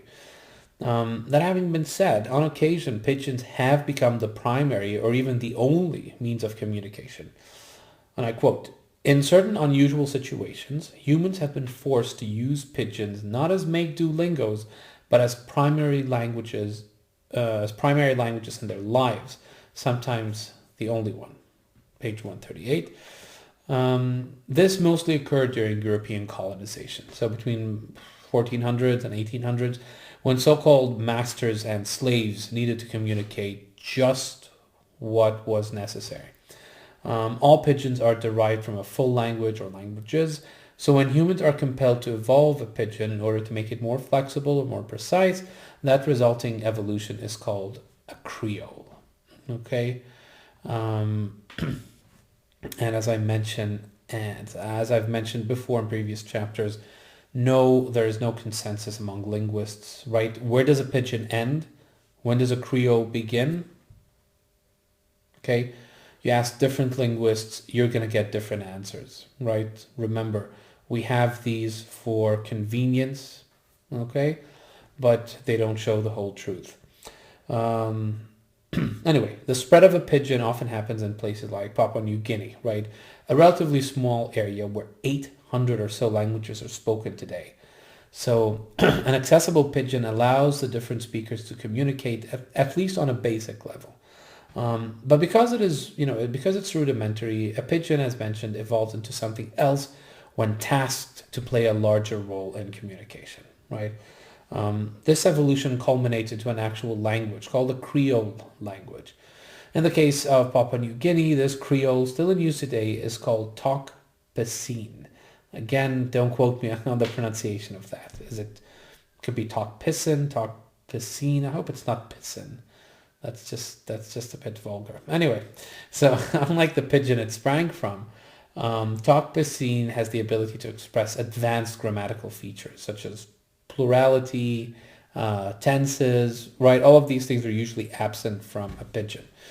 Like all fully fledged languages, it is undergoing change, right, with differences now between rural Talk Piscine and Talk Piscine spoken in the cities, right? So it's, what's happening to it is what happens to any language, right? It undergoes change. That's why there's no such thing as a language, right? Because it's always changing. Excuse me. So Creoles, therefore, and I quote, in regard to taxonomy, are definitely distinct languages, okay, from the ones from which they take their words. Page 145. So a Creole is not merely a non-standard dialect of a language, right? Like say Bavarian German versus Standard German. A French person speaking Standard Parisian French can, to a reasonable extent, understand a French Canadian, but neither of them can understand the Creole French of Martinique, right? So where exactly does a pidgin and a Creole begin? Yeah, I've mentioned this. You guessed it. There's no consensus, right, among linguists. And so determining how many Creoles are in the world is a subjective question, right? Some people consider certain Creoles fully fledged languages. Some people can still consider them pidgins. So there's really no answer to that question. How many Creoles are there in the world? Anyway, note that English is not the only language to have been creolized. Yeah, French and Portuguese especially have many Creole descendants. However, some Creoles are not based on European languages. There's an Arabic pidgin, for example, as well as a short-lived one based on the Chinook language in North America. Good stuff. All right. Note that, and I quote here, a Creole is a type of language, not the name of just one. It seems there's a common misconception here. Page 149. Okay, so a Creole is a type of language, not the name of just one. This misconception is not the only one to exist. According to the author, another quote, sometimes the status of a language as a Creole, a true language, rather than a pidgin, a broken version of another language, is obscured by the typical lack of fit between folk and linguists' usage of the word pidgin. Page 151. So, for instance, in Hawaii, a language called pidgin, with a capital P, is actually a Creole. Okay? So there's some confusion between, trained linguists and everyday people who use these words. A similar situation exists in Africa, where a Creole called Creole is often labeled a pidgin. So, there you have it. So how exactly do people transform, so to speak, a pidgin into a Creole? In the words of the author, quote, how do they know what structures to add, what words to refit to express aspects of the grammar necessary to a full human language? Page 152. The short answer is people use their native language as a basis, the language they had spoken before the introduction of the pidgin. They model the new words based on the grammar and sound patterns of their original tongue. This brings us to an important question about distinction. What is the difference between an intertwined language, right, which we've talked about before, and a Creole, right? Recall that an intertwined language often results when a group feels more or less equal allegiance to two cultures, two entities, like French and Cree. The example I mentioned in chapter 3. Okay, both of these languages are fully developed ones. The roots of a Creole, on the other hand, spring from a pidgin, which is a watered-down, broken language whose sole existence was, at some point, just basic communication, right? So that's the difference. Another difference has to do with the speakers themselves. Here's what I mean. So when two languages mix, the speakers of both languages speak in a manner that is mutually intelligible to their compatriots, right? So to take the French Cree example, all French speakers understand each other, right? As do all Cree speakers. That is why in this case, it's a language mixing and not a Creole. In the case of Creoles, the places where they spread consisted of people from either varied tribes or different races altogether, right? Hawaii, for instance, at some point comprised Chinese, Japanese, and other peoples, right? In addition to the natives. So there was no way to reconcile the vast linguistic chasm that resulted. And so a Creole became necessary, right? A Creole then is not a mixture between two languages, although more than two languages can intertwine, but a compromise, right, between vastly different languages. Often, what was the greatest common denominator between all the languages at hand became the accepted one. Okay? Yeah. So, next point. This flexibility also meant that a Creole is free to borrow from the languages of the usually colonizers, right? So this makes Creoles leave interesting footprints, for lack of a better word. Recall that this process had taken place starting in the 1400s, right, before Shakespeare was born. And so Creoles that survive today retain the structures and sometimes words of extant languages that were in use during colonial times, but not necessarily today, right? Also, most Europeans who left Europe to carve out a new life were usually not the wealthy members of their society, right? Those that usually spoke the standard dialect. So, yeah, most lived before the time of nationalism, before countries were unified. Therefore, even though I've been calling these languages, Portuguese, French, and so on, this is a bit of a misnomer. What these earlier Europeans typically spoke was a non-standard dialect of Portuguese, a regional form of French, etc. Right? I mean, think about it, if you were living comfortably in Paris, right, or Berlin, or Lisbon, chances are you would not travel, across the Atlantic and take that dangerous route and, not see your family for years. Right? Just to make a good life. If you had a good life, you probably stayed there, right? So usually those that went, to colonize spoke a non-standard variety, right? And those sort of survive sometimes through the Creoles. And I quote here, a Creole, McWhorter states, often serves as an interesting window on its host language's past, as well as its range of dialectical variety. Page 157. All right. So, in addition to its native tongue and the language of the colonizer, a Creole had another option when branching away from its mother pidgin. There is, for lack of a better term, a natural grammar, right? Or a natural tendency toward one.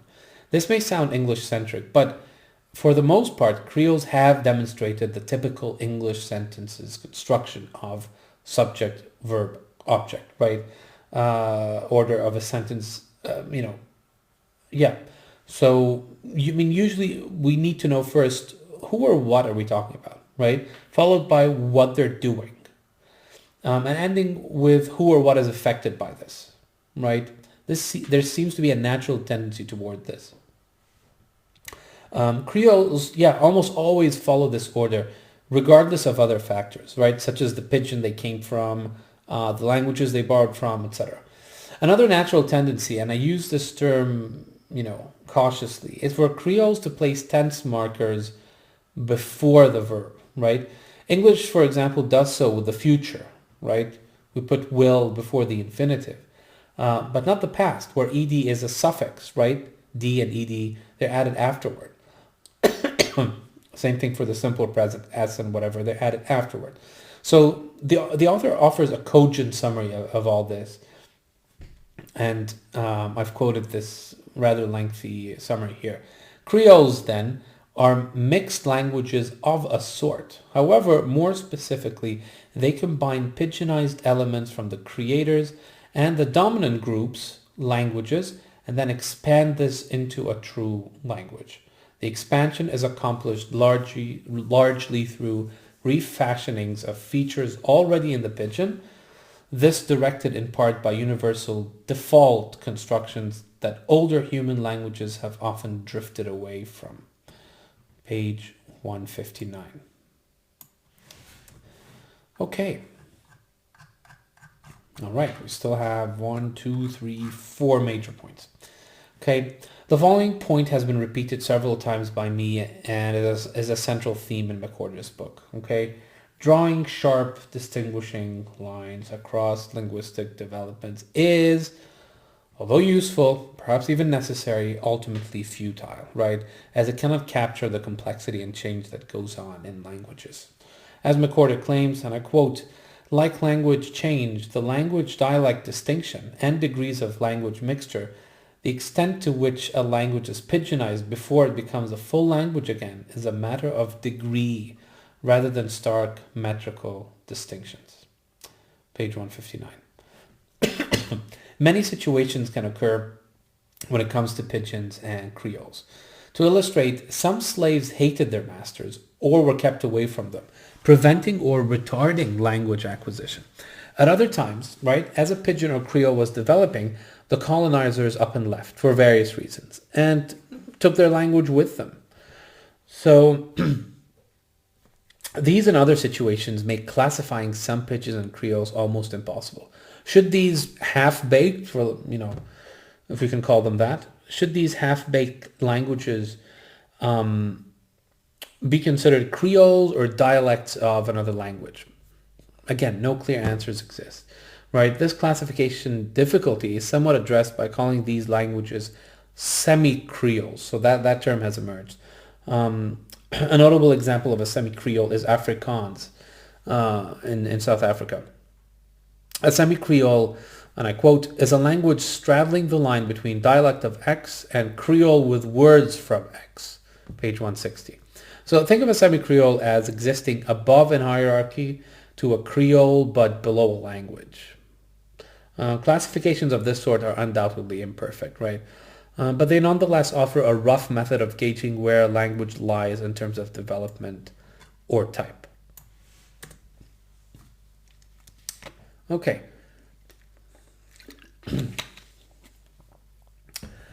There's another tendency that has happened to some languages that is worth mentioning. When a language is spoken by adults as a secondary language, and if those adults are greater in number than those speaking that tongue as a first language, after a period of time, what happens is that the more arbitrary aspects of that language begin to die out. Okay? What happens essentially may be called a, quote, lightly pidginized language. Okay? And this is my term. So I didn't take it from the book. Okay? So a lightly pidginized language, where a language retains most of its features but receives a trim or a shave to its less accessible aspects, right? I quote McWhorter now, whose words are especially salient when it comes to the present status of English. When a language has a large number of both native and non-native speakers, the non-native variety often shows what the languages as a whole would look like if non-native speakers became a majority. Page 168. Okay, obviously this is the case of English. Plenty of native speakers, plenty of non-native speakers. One last thing to note on this point of blurred lines and gray areas.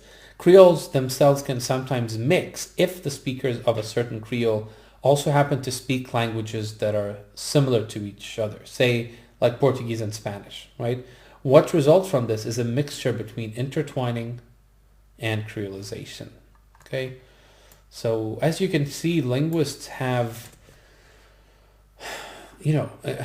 quite the challenge, right? It's tough. It's tough to agree, right? It's tough to agree more often than not. Anyway, next point. All of what we've discussed so far brings us to this argument that there was once one original language thought to have existed at least 150,000 years ago, and from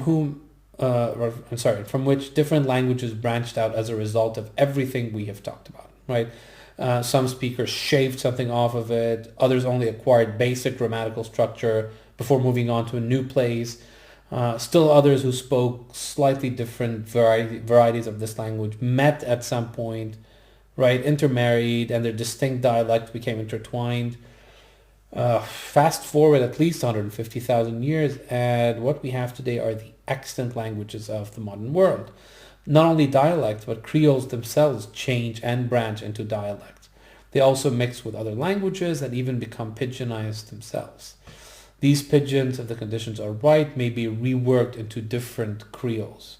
The cycle set in motion all those millennia ago has little changed. Okay, last point. The 4 chapters discussed so far indicate that, again, there's no such thing as a language, right? If you read the book, you'll see that this point is hammered in. And it's a good argument, right? I mean, it's a plausible argument, let's put it that way. Languages simply never stand still long enough. People tend to say, for instance, that South Americans, with the exception of Brazil, speak Spanish, right, as I've mentioned before. But in truth, each region speaks a dialect of Spanish. The Spanish language is and will forever remain an ideal. And this is further complicated by the fact that Spanish is mixing with many local dialects at the same time. So chapter 4 can be summarized thus. And here's the author's words. With Creoles, then, we have rounded out our perspective on human language as guided by certain ineluctable imperatives. Once it hits the ground, a human language must and will change, because change can proceed in various directions. Once a language is spoken by separate populations, it must and will diverge into dialects. Juxtaposed with other languages, human languages must and will mix. Torn down to its bare essentials, if needed as a medium of full communication, a human language must and will rise again as a new one. Page 176. And so ends chapter 4. I will see you in the next one, chapter 5. Okay, hi, welcome back to an in-depth summary of John McWhorter's book, The Power of Babel. This is chapter 5. The thousands of dialects, thousands of languages, all developed far beyond the call of duty. And he's not talking about the video game. All right. So, when a language has been around for an extended and uninterrupted period of time, it starts to develop appendages. So, in the words of the author, quote, "In any language on earth, the structure of the grammar and the subdivisions of meaning it can convey far overshoot what would be necessary to even rich and nuanced communication." Page 178. As an example, European languages, as well as English, tend to have a perfect tense. So in the case of the present perfect, it is distinguished from, say, the simple past, in that it indicates that a complete past action still has present repercussions. Or at least that's one of the usages of the present perfect. Although a useful feature to have, it is ultimately non-essential, and a great many languages do not have it, functioning perfectly well without it. Context is often more than enough for the listener or reader to understand where in time an action or event lies. Needless to say, other languages also have this overgrowth that strikes English and other speakers as unnecessary. As McWhorter explains, quote, "The first language then split into thousands of branches that each have evolved in part to maintain what is necessary to communication, but in equal part have evolved just because various semantic spaces perceivable to and processable by human cognition, but non-essential to the needs of speech, were there to be evolved into." Page 179. Right? This tendency, as mentioned, is inherent in all long-standing languages. Okay, this process happens at random. So English, for instance, does not distinguish between things when using the verb have, right? You have an arm and you have a table. Other languages, such as Spanish, explicitly mark these differences.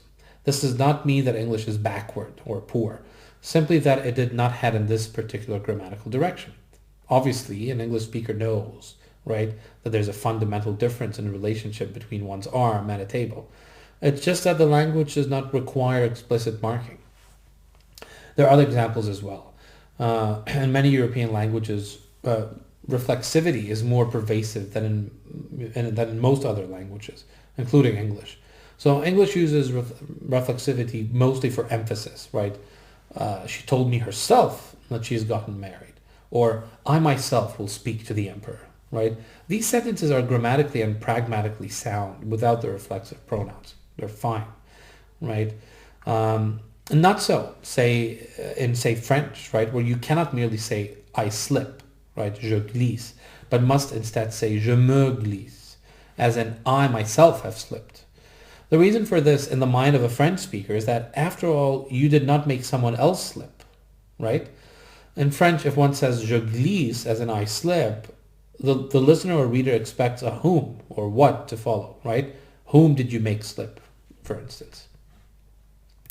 Another common distinction between heavyweight languages, those that have been around for a long while, is articles. So English has 3, a and the. Russian has none. French has a great many, and Arabic has 1, roughly equivalent to the English the. So some languages get around this lack of articles by word order, where the order of words indicates whether or not something has been introduced. Other languages use their word for that when explicitness is required. Still others, like Arabic and Japanese, do not have articles for indefinite nouns, but do have one for definite ones. So the lack of an article indicates that it's indefinite, that the noun is indefinite. The last example that shows how randomly language change occurs is gender marking, right? Many languages make do without this feature, but many others require explicit marking of all nouns as either male, female. Some languages have neutral. And in the case of some languages, even more distinctions are necessary. What typically happens here is that a quintessential word for male or female becomes the basis upon which all others are based. So in Latin, to take an example, the word for woman, femina, ends in a, and so most a-ending words in the language were classified as female, with some exceptions. Obviously, this has survived to the modern age. Almost all names that end in a are female names, right? Maria, Carla, Lara, Sarah, right? And many others, I'm sure. At this point, it's probably tempting, as mentioned in a previous chapter, to attribute such changes to culture, right? Again, the same answer, the same counter argument is given, that languages barely kilometers apart, right, stemming from similar cultures, or even cultures that are pretty much the same, often vary considerably. So this leads to the conclusion that language change is not only random, but isn't always necessary or beneficial, right? So just like evolution is not perfect, right? Our appendix, for instance, is useless, and if it gets infected, even harmful. Not every linguistic change serves a practical purpose, right? Sometimes a language takes on certain characteristics simply because it can. So to give a specific example, quote, gender and conjugational inflections develop not because they are needed, but through gradual creeping grammaticalization of what begin as separate words. Page 193. Most of these prefixes and suffixes that we've been talking about, like articles, came to be as a result of the joining of 2 or more words. So what started out as amare habeo in Latin became amero in modern Italian. So note that some languages like Chinese do not have inflections, right? So what they do have, however, is tonality. So we're talking about more junk, if you will. Okay, the tone a word is uttered in changes its meaning. So like inflections, this type of language development is at best a useful tool for communication, but it is by no means an indispensable one. Of course, should Chinese lose its tonality, it would probably be close to incomprehensible. However, the point is that tonality was not its only option. It simply evolved in that direction. In fact, according to McWhorter, tonality, quote, can result only from a language that began without it. Page 197. If it began without it, it means it could have continued without it, right? Though it didn't. A few languages have neither inflections nor tones. However, this does not mean they are easy languages to learn. Okay, all this accretion of a language that we've been talking about, call it sludge, call it junk, wherever you'd like, is not equal across all languages. In other words, some languages are carrying more junk than others. As McWhorter claims, I quote, some languages are by chance more accreted than others. It is sometimes said that all languages are equally complex, but more properly, all languages are complex to some degree. page 200. And he highlighted the last bit. He put it in italics to emphasize it. All languages are complex to some degree. Since we're addressing misconceptions, here's another one. So-called primitive societies often have simpler languages. Given that I've introduced it as a misconception, you have probably guessed what the truth is. It is, in fact, the opposite, right? These, let's call them non-urban societies, often have languages so complex that they baffle the average speaker from an urban society. This may seem surprising at first, but it isn't upon further inspection. As McWhorter explains, I quote, languages that have submitted to a great deal of second language learning, right, English, something inherent to a language is becoming geopolitically dominant, like English, are hindered from developing as much as are hindered from developing as much such frippery by the slight pigeonization that adult learning enforces. Page 202. What this basically means is that a ubiquitous language, like English, remains relatively straightforward since non-natives are constantly learning it, right? It would not be in the best interest of English to be constantly and randomly changing. But with a language like Welsh, spoken almost exclusively by native speakers, junk tends to gather in greater number. So the author gives a great analogy to explain this. Think of a small office, right, where the same people have been working for several years. In time, they begin to develop, if not their own language, their own references, right, their own inside jokes. So they often start alluding to things that only they can understand, right, based on their experiences together, based on the people that they dislike at the office, annoying customers, whatever, right? This is Welsh, right? This is the equivalent of Welsh. English, in our example, would be akin to a large corporation, right, where this development is unlikely, given how separated employees tend to be. They usually have fewer contact time together, and they're often so overworked that an internal lingo will most likely not happen. One of the most complex languages in the world, at least in the eyes of an outsider, is an African language called Fula. Probably mispronouncing it, perhaps mispronouncing it.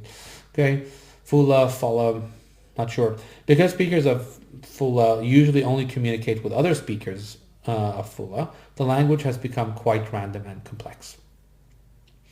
So we can conclude then that, quote, if sociohistory thrusts a previously isolated language into a more interethnically dominant role, most likely the language will be simplified a tad over the generations. Page 204. Makes sense. I have mentioned that languages that have been around for millennia tend to have unnecessary features, which suggests that some languages don't. What are they? Well, the short answer is creoles. I quote, creoles are usually born again from pigeons. Recall that pigeons develop when adults needing to learn and use a language quickly for passing utilitarian purposes strip it down to its bare bones, eschewing almost everything that is not strictly necessary to communicating.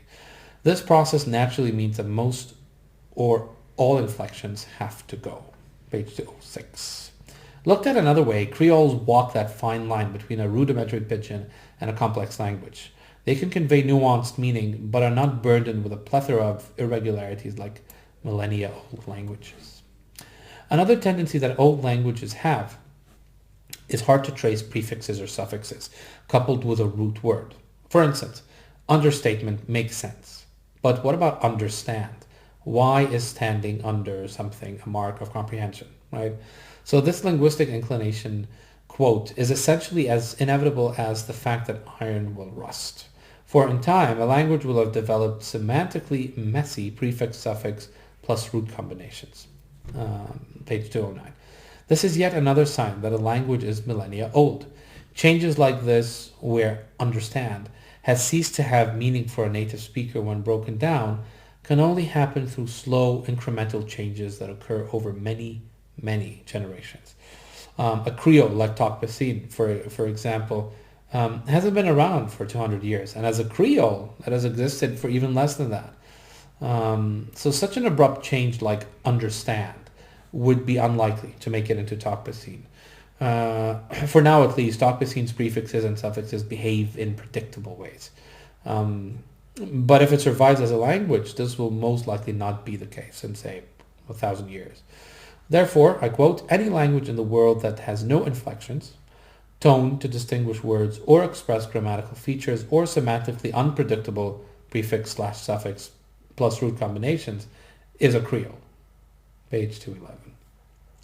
Note, however, that even a Creole, once it passes the 1 or 2 year mark, will display some junk. So speakers of Creoles often always mark tenses, whereas ancient languages and some modern ones only do so when context is insufficient to understanding. Also, Creoles typically have definite and or indefinite articles, another linguistic feature that is useful but unnecessary. Therefore, even Creoles are not as stripped down as one may be led to believe. With that comes the end of chapter 5. Okay, hi, and welcome back to an in-depth summary of John McWhorter's book, Power of Babel. This is chapter 6. Some languages get genetically altered and frozen. So recall from previous chapters that spoken language is especially susceptible to change, right? That is why there's no such thing as a language. It never sits still long enough.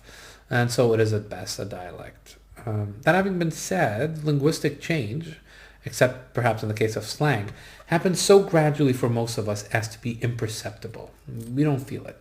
However, there are some non-Western languages where such change can be seen within one human lifetime. If you'd like an in-depth look at such a language, make sure to read pages 217 to 219, at least in the edition I'm using. Okay, suffice to say, this particular language changed in basic grammar from 1930 to the time McWhorter's book was published in 2003. People alive today can remember their grandparents and great-grandparents speaking a similar yet different language. Today, of course, at least in the Western world, such rapid changes is unthinkable, right? However, for reasons discussed earlier, writing, formal education, etc., language change is happening far more slowly now than it did in, say, Shakespeare's time. 500 years before his time, Shakespeare, who spoke what we now call early modern English, would have had to learn that dialect of English called Middle English, right? The English spoken 500 years before him, as a separate language. Whereas we can handle his language, right? Sure, it's not fully familiar. Some words are obsolete. Some words we don't use anymore. But we don't need a translation, right? We don't need... a dictionary would be useful, but we don't need it, right? A speaker of English can pick up, a Shakespearean book and read it. So yeah, writing especially has had a lot to do with this, which we've talked about in previous chapters. As McWhorter claims, quote, that sense that the written variety of a language is the one, then, is due not to anything inherently superior about that version, but to the seductive power that anything has by sheer virtue of its having been there first, as long as the means are available to keep its image available in perpetuity. Page 223, right? Again, we go back to this notion of luck, right? Sometimes a language or a dialect happens to be at the right place at the right time, right? But that does not mean that there's anything superior about it. And that's important to keep in mind. Of course, despite all efforts of standardization by teachers, institutions, and so on, language change still occurs, right? However, it is now changing at a much slower pace, at least for some languages. Sometimes, however, an interesting compromise, if you will, arises. Oftentimes, the spoken language moves on, leaving the written language behind. That is why in languages like English and French, orthography and pronunciation for the most part don't seem to agree. More than this, though, especially in French, the spoken variety now has unwritten rules of its own. So if you speak exactly as you write, you will certainly be branded an outsider. You must remove some grammatical markers and change others to sound natural in speaking. Okay. Likewise in English. Okay. I mean, English speakers will be familiar with this, right? You must use contractions. Well, not must, but I mean, but for the most part, right? The general rule is if you're speaking, you need to use contractions. If you're not, you are, but if you're going to sound like a native speaker. All of this is further proof that language can, must, and does change, right? Okay. Still, as McWhorter writes, quote, how this gap retards language change is that the very existence of the written variety has a way of keeping the spoken language from moving along as quickly as it would otherwise, even if it does advance somewhat as spoken French has. Page 226. Let's look at an example in English. In standard English, everyone knows that it's you were, not you was. The word you started life as the plural version of the singular thou, a word that has not been spoken in everyday speech since 1700. Okay, became obsolete a long time ago. Arbitrarily, it was decided that even though you can now be used to talk either about one person or two or more people, it must retain its original agreement with a plural verb, right? This was arbitrary, okay? It could easily have been you was, but it wasn't, right? It became you were. So there's nothing logical about this. There's nothing illogical, right? But there's nothing logical. Okay, it was simply that some influential grammarians at the time decided that you was simply had to go, right? If one were to be logical, the singular forms should be I was, you was, he, she, it was, while the plural forms would be we were, you were, they were, right? I mean, that would have made more sense.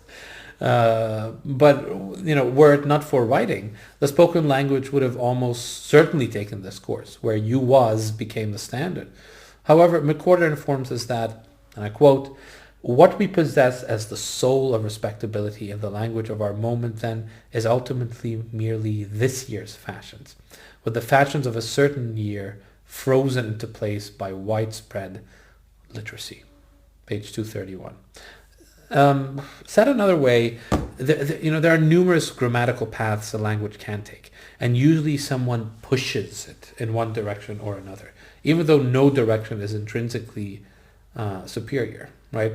Think of double negatives, for instance, like I haven't seen nobody. English frowns upon such constructions, but in many languages they are required, right? So although English views them as illogical, two negatives make a positive, right? The thinking goes, especially if you're thinking of it mathematically, right? So two negatives make a positive. Doesn't make sense. One negative is enough. English speakers are barred from using the negative emphatically in a way that is possible in other languages, right? So sure, one negative gets the idea across, but two negatives could help us emphasize, right, what we're trying to say. But you can't do that in English. To illustrate, in some languages, sometimes by using more than one negative marker, a speaker may emphasize just how negative, right? Just how impossible something is. Okay, we now move on to a different point. I quote, that spoken language, rather than being a pale reflection of written language, is actually a distinct realm with its own structures and aesthetic standards. Page 238. It is pointless to ask, in other words, which is superior, writing or speaking, right? It's a moot question. It's a fool's game, really. Each is appropriate in certain contexts, to different audiences, and so on. For instance, in writing, redundancy is, and rightly so, frowned upon, right? Because if you want to go back to something, it's there. You can go back to it, right? But I quote, in spoken language, a moderate degree of redundancy and repetition is a communicative plus, rendering dramatic contour and calling attention to the concepts the speaker wants to stress. Page 238. On the other hand, quote, writing requires us to be more explicit. Page 238. Okay, so a different medium for a different purpose for a different audience. They are different, right? They're not, one is not, superior or inferior. We take for granted today that writing and speaking exist simultaneously, but this has only been the case relatively recently. Needless to say, speaking predates writing by, well, hundreds of thousands of years at best, right? I mean, at least. Writing has only been around for about 6,000 years. So we consider writing to be the pinnacle of linguistic achievement. But that's only because we have proof of it, right? We can examine it, we can discuss it, we can compare it, right? But the importance we attribute to writing is in fact disproportionate, right? Because language, i.e., its spoken part, has been around for at least 150,000 years, meaning that writing contributes barely 4% of that timeline, and most likely even less. Okay? Because remember, 150,000 years is a conservative estimate. It's more or less confirmed. But it may go back, who knows, right? Who knows how long before people actually started speaking. McWhorter writes, I quote, "Clearly, spoken language was not waiting for written conventions to come along and tighten it up. Rather, written language conventions and the tendency for educated speech to then mimic them are an artificial add-on to human language." Page 239. Put another way, I quote again, "Writing creates new ways of speaking." Page 235. We have been conditioned, for lack of a better word, to accept that the written word is the ultimate authority when it comes to language. But in fact, in the case of English, what we would recognize today as good writing, in other words, familiar writing, only came about in the 1600s. It is clear then that writing conventions are something a language doesn't need, but nonetheless benefits from having. Still, we can never speak the way we write, right? I quote, "We speak in idea packets," or better yet, when we try to spin out longer propositions, we risk being interrupted because our subconscious rules of discourse are founded on an expectation that people will talk in spurts. As a rule, in casual conversation, human beings do not, and never have, spoken in tightly constructed sentences and carefully bounded paragraphs. Page 243. It is worth mentioning at this point, although this was previously touched on in another chapter, that societies that have not developed a written form of their language are by no means backward, nor are their languages primitive. If anything, non-urban societies often have more colorful, not to mention complex languages. Their languages are meant to be taken in solely by the ears, while those of urban societies are meant for both the ears and eyes. No variety is superior, just different, each serving different needs. With this, chapter 6 comes to an end. So, the next chapter, chapter 7, will be the last one. See you. Okay, so welcome back to All About Book Summaries. We continue with John McWhorter's book, Power of Babel, chapter 7. Most of the world's languages went extinct. This will be the last chapter, and after that there'll be the last video, which will be about the epilogue of this book. Okay, so chapter 7 starts with a summary by the author, which I thought worth reproducing here. Quote, "This book has been dedicated to an analogy between biological evolution and human language. Like animals and plants, languages change, split into subvarieties, hybridize, revivify, evolve functionless features, and can even be genetically altered. The analogy continues in that languages, like animals and plants, can go extinct." Page 253. Just like animals and plants compete with each other over limited resources, driving one species or another into extinction, so it is with humans and languages. Some languages in certain contexts had or have been perceived as advantageous over others, resulting in the deaths of certain languages. There comes a generation where the indigenous language seems less comfortable than the adopted one. When a language is no longer passed on to children, a language dies with its last adult speaker. This is because writing is a relatively recent phenomenon and because large bodies of writing need to exist in order for them to be preserved. So most languages that only survive on the written page are considered dead. The obvious exception is arguably Latin, but even it cannot be called alive. It may, it's a language. Latin is a bit of an anomaly, right? It's like it reminds me of a vampire, right? Not alive, not dead, undead. So Latin is sort of the vampire of languages, right? It is undead.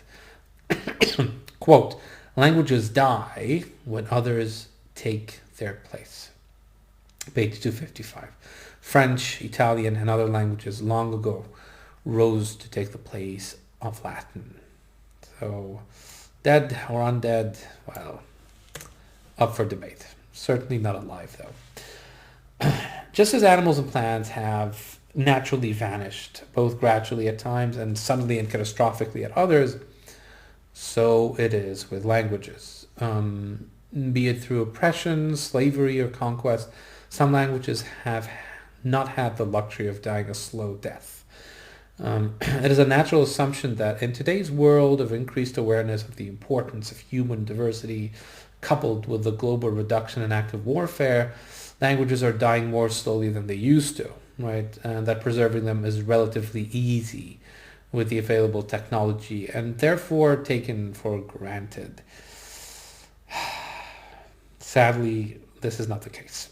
For just as the environment and its animals and its plants are being decimated, so too are most of the 6,000 languages estimated to exist today. Now, 96% of the world's population speaks one or more of the world's top 20 languages. Another way of looking at this is that a mere 0.33% of languages extant today are guaranteed survival into the next century. By some estimates, a language is dying every 2 weeks. And these are really, really sad statistics. When and why did language extinction occur? This is what this paragraph will talk about. As McWhorter informs us, quote, large-scale language death began with the development of agriculture in many societies, starting in about 9000 BC. Agriculture required large expanses of land, and its greater yield of food led to hitherto unknown population growth. Cultivation allows the amassing of food surpluses, which, freeing certain classes of people from hand-to-mouth subsistence, is the basis of the development of hierarchies of specialization that breed technological advances. Armed with these, and in constant need of extra space as their populations burgeoned, agricultural societies quickly began overrunning hunter-gatherer groups worldwide. Page 259. Today's distribution of language families, coupled with archaeological evidence, suggests that language extinction is no recent occurrence. It has been happening for more than 10,000 years, i.e. before the agricultural revolution. Despite all of the advantages of the modern world, capitalism for the most part dictates centralized governments, which in turn require homogeneous language. So prior to the Industrial Revolution, only small groups of people tended to move far away from the area where they were born. You name it, right? Disease was rampant, transportation was slow, was unreliable, chemical drugs did not exist. So during the last 200 or so years, however, a small number of languages have been threatening not many, but most of the world's languages. Nowadays, it isn't direct conquest that is decimating languages. Rather, it is the destruction of traditional ways of life and the transformation into an entity that serves economical needs that is eroding away languages. A globally minded citizen is more likely to favor, say, English than their local Thai, for instance. When a language is on the path of extinction, it undergoes, for lack of a better term, reverse pidginizing. Okay, that's my term. Okay, I didn't get it from the book, so do with it as you please. But that's sort of how I looked at it, right? reverse pigeonizing. Especially in terms of vocabulary, the language loses its ability to express concepts and nuance, and therefore becomes simpler. Vocabulary is not the only thing to take a beating. Grammar is often stripped away as well, especially the ornamental parts of it. Remember the junk that we talked about? Sometimes beneficial, but not essential. Sometimes neither. So these are the first martyrs, so to speak, like the ones discussed, in the previous chapter. So articles, reflexive pronouns, inflections, things that are not absolutely necessary to communication. To conclude, on a quote, when a language is dying, then its last speakers typically render it in the very way that we or another foreigner might, taking the easy ways out, avoiding the kinky stuff, reducing complexities to one size fits all. Page 266. Although efforts have been put forth to try and save dying languages such as Irish Gaelic and Hawaiian, some obstacles have proven difficult to circumvent. For one thing, the younger generation, which is often learning a dying language in school, is taught the standard variety of that language. As has been made clear by now, there's no such thing as a language, only a cluster of dialects, which add an extra layer of complexity to the language-saving process. In addition, the younger generation is often versed in one of the world's top 20 languages, meaning the structure of that language, or languages, often colors the grammar of the indigenous language, and vice versa. So, to further complicate matters, the revival of a dying language entails, at least partly, that adults learn that language. And because adults tend to lead busier lives and are typically slower than children in retention, many adults do not go beyond the pidgin level of a language. And I quote here, this is especially crucial in the language revival case because the languages in most immediate danger of death tend to be those spoken by previously isolated groups. For example, the peoples who were isolated enough by geography that Europeans could not transform their land into plantation colonies in the middle of the past millennium. As we have seen, languages spoken by such groups, having had millennia to complexify without intermediation by large groups of second language speakers to keep the overgrowth in check, tend to be more imposingly complex than the big dude languages. Page 268. I hope that point was clear, right? It was made in another chapter that when a small group of people, or at least an isolated or a defined group of people, speaks a language for a long time, just like, your pals in an office, right? Same guys you've been working with for years. You start to develop your own lingo. So that's what happens with isolated pockets of people, right? Because the groundwork is there. You can be more creative. You can you can make your language more complex, and because you're a tight-knit group, everyone's in on it. So that's one of the obstacles that McWhorter was talking about. Saving a complex language is harder than saving a simple language, and simple languages tend to be the ones that are mostly in use, or simpler languages. So it's obvious that there's no motivation, right? So why would I learn a language that has, 10 rules for making nouns plural when English basically has one with a couple of exceptions peppered in there, right?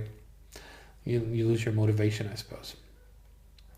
Simply put, most of the languages that are in danger of going extinct are not easy languages. Learning them requires time and dedication.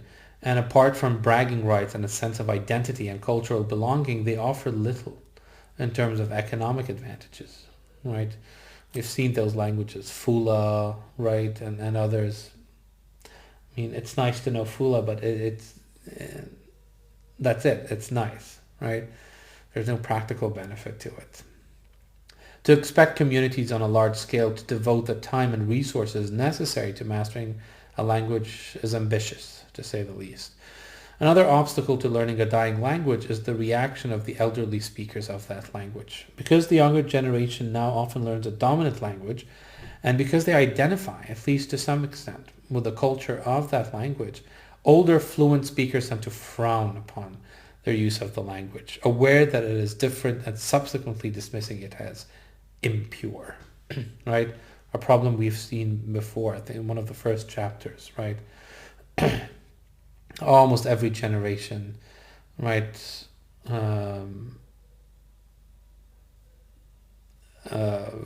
chastises, I guess, for the newer one, right? That's not how we used to do it. The language is, it's decaying. Okay, it's nothing new, and this is what's happening here. So as a result, younger speakers, unsurprisingly, become discouraged, right? So they think, okay, well, if I can't talk with my elders, what's the point, right? And in some cases may abandon learning an indigenous language in favor of a more practical and, as we have seen, often easier top 20 language. So, yeah, there's one final thing that needs mentioning. Dying languages tend to be unwritten ones, and because of that, many people, including the speakers of that language, if they've been exposed to urban culture, tend to dismiss it as inferior to a dominant language and therefore unworthy of preservation. And this is really sad, coming from the very speakers of that language.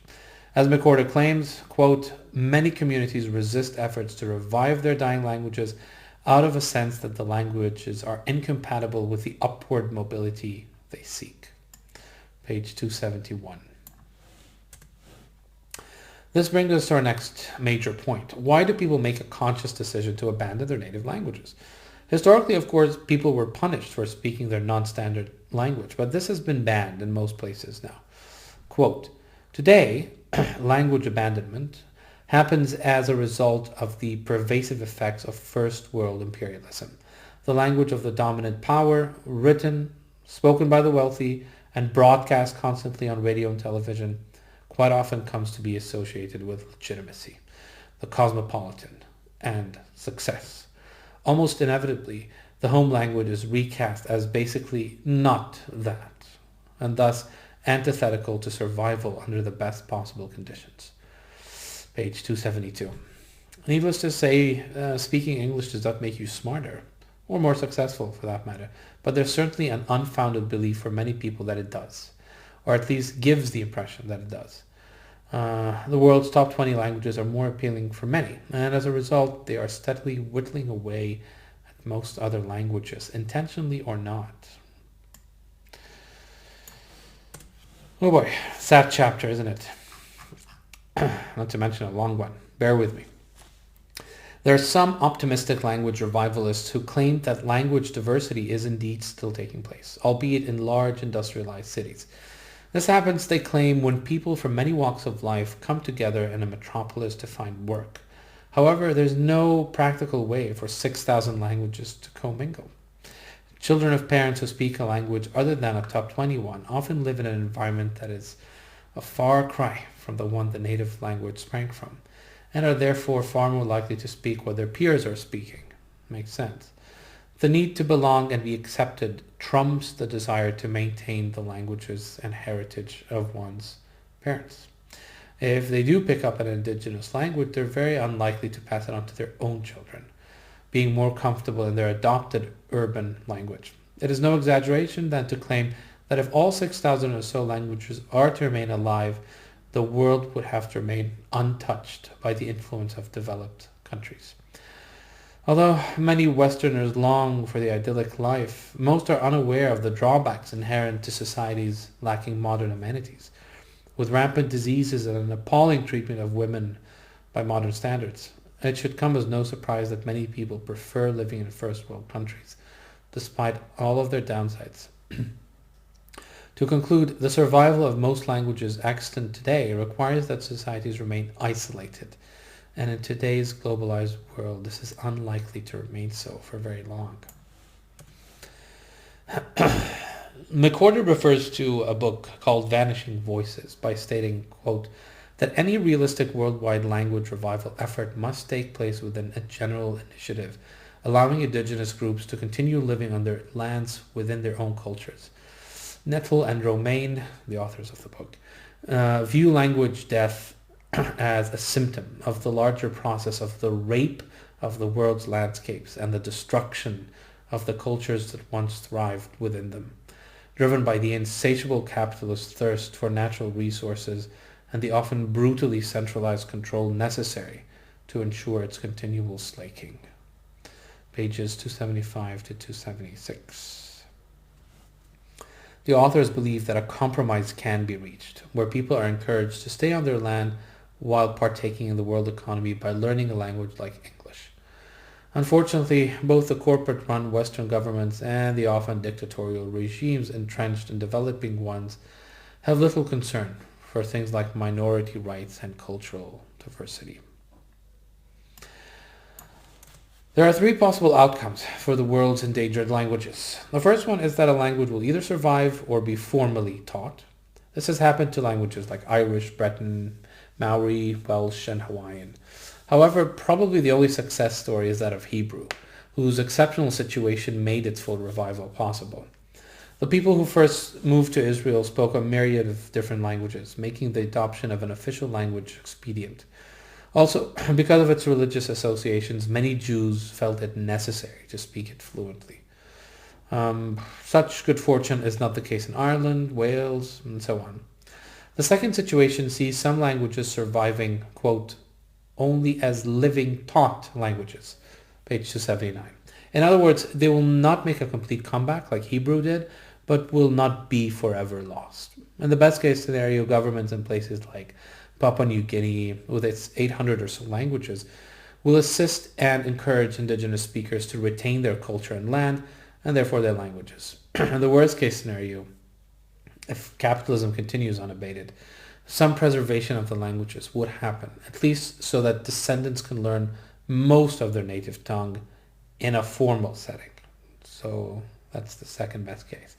The third and last situation is a rather morose one. In places like Australia, it is all but certain that indigenous languages will die forever, because they're spoken only by the elderly now, and the younger generation, scattered, and for the most part uninterested in learning these languages, will fail to call for their revival.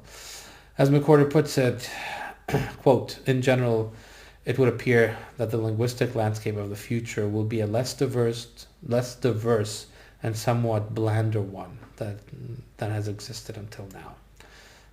Page 280. Although we cannot save all languages, their extinction will be a matter of degree. By doing nothing, we're ensuring that more languages die. The least we should do, McWhorter argues, is write down these languages, record them for future descendants who may at some point wish to rekindle their connection to their culture. Such records will also be useful for research and comparisons. As such, the work of linguists will be paramount in this endeavor. So ends the final chapter, chapter 7. But don't go away. The epilogue awaits. Okay, hi, this is it. The very last video on John McWhorter's book, The Power of Babel. This is the epilogue, titled Extra, Extra, the Language of Adam and Eve. So the epilogue deals with this question. I quote, haven't words on the world's first language been reconstructed? Page 287. In short, trying to pinpoint any such words, probably spoken 150,000 years ago, is a fool's game, right? Some linguists, according to the author, have argued that 27 words have remained largely the same, or at least recognizable throughout the ages. However, there are several obstacles that prevent linguists from satisfying, well, practically anyone. First, we can reconstruct languages that only go back thousands of years, not 150,000. And many of these even are educated guesses, no more.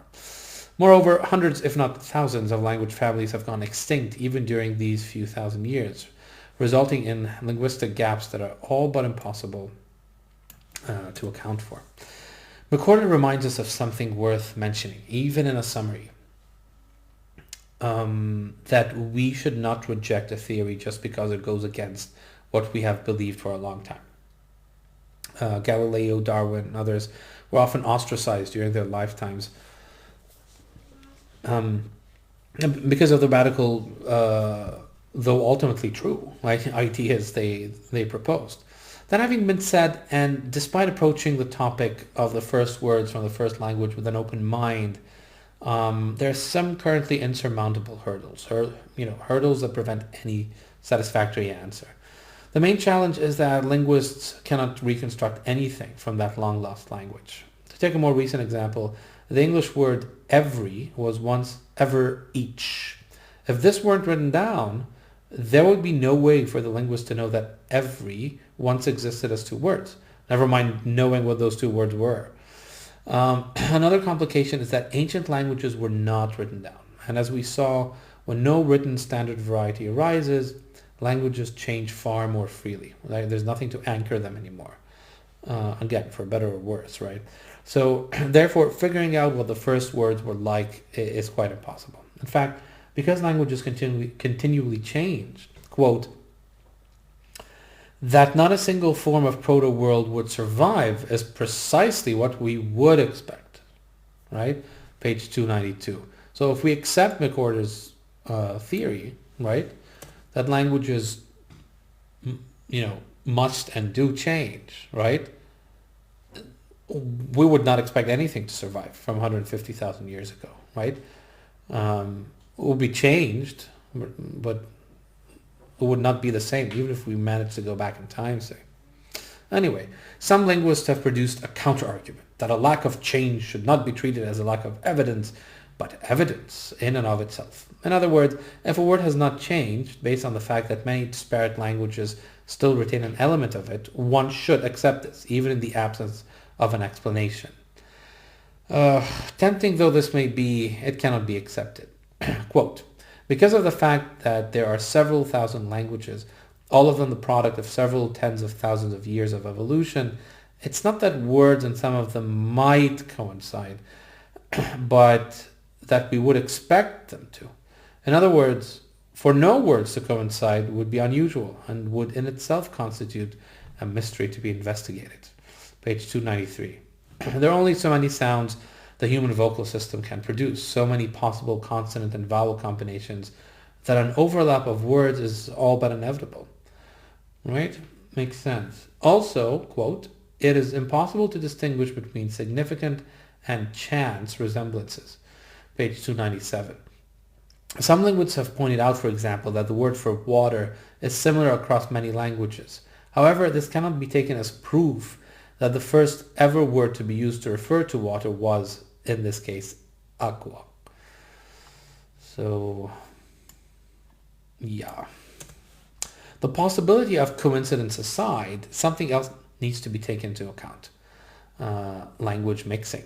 Right? A similar sounding word for, say, water across many languages may indicate that some languages borrowed that word, and does not necessarily mean that all those languages have a word like or similar to aqua because it came from one pure source. And speaking of purity, and given what we have learned about the inevitability of language change, it is all but certain that no word can remain unchanged for 150,000 years. We may not know how it changed. I mean, we certainly don't know how it changed, but we do know that it most certainly did. That's the constant we can rely on. Another thing worthy of questioning is this. Why would a single word resist change, which is unlikely in itself, across several different languages? What makes, for instance, the word for water so special that it did not change across time and has now refused to change across disparate languages? It is clear then that this is unlikely to happen, and therefore no satisfactory claim of an original word from an original language can be made. I've mentioned the things we cannot know about the world's first language, but what about things we can deduce? Well, for the most part, these are features that the language most likely did not have, rather than the ones it did. So as McWhorter summarizes, quote, the first language most likely had no inflections or tones. It overtly marked only what is necessary to communicating, without delving into such features as whether something had already been mentioned, that is, articles. shades of intensity of possession, or just how one heard something. In line with this, tense was probably marked only when explicitly necessary, with context taking care of the rest. The first language's way of packaging information would have been relatively telegraphic in comparison with European languages. Finally, a word could be used in a different word class, noun as a verb, verb as an adjective, etc., without needing to undergo any change in the process. Pages 302 to 303. Oof, if you made it this far from the very beginning of the summary, I thank you for your dedication. And yeah, I look forward to any questions you may have. Feel free to post them below and start a discussion or whatever. All right. Thanks again.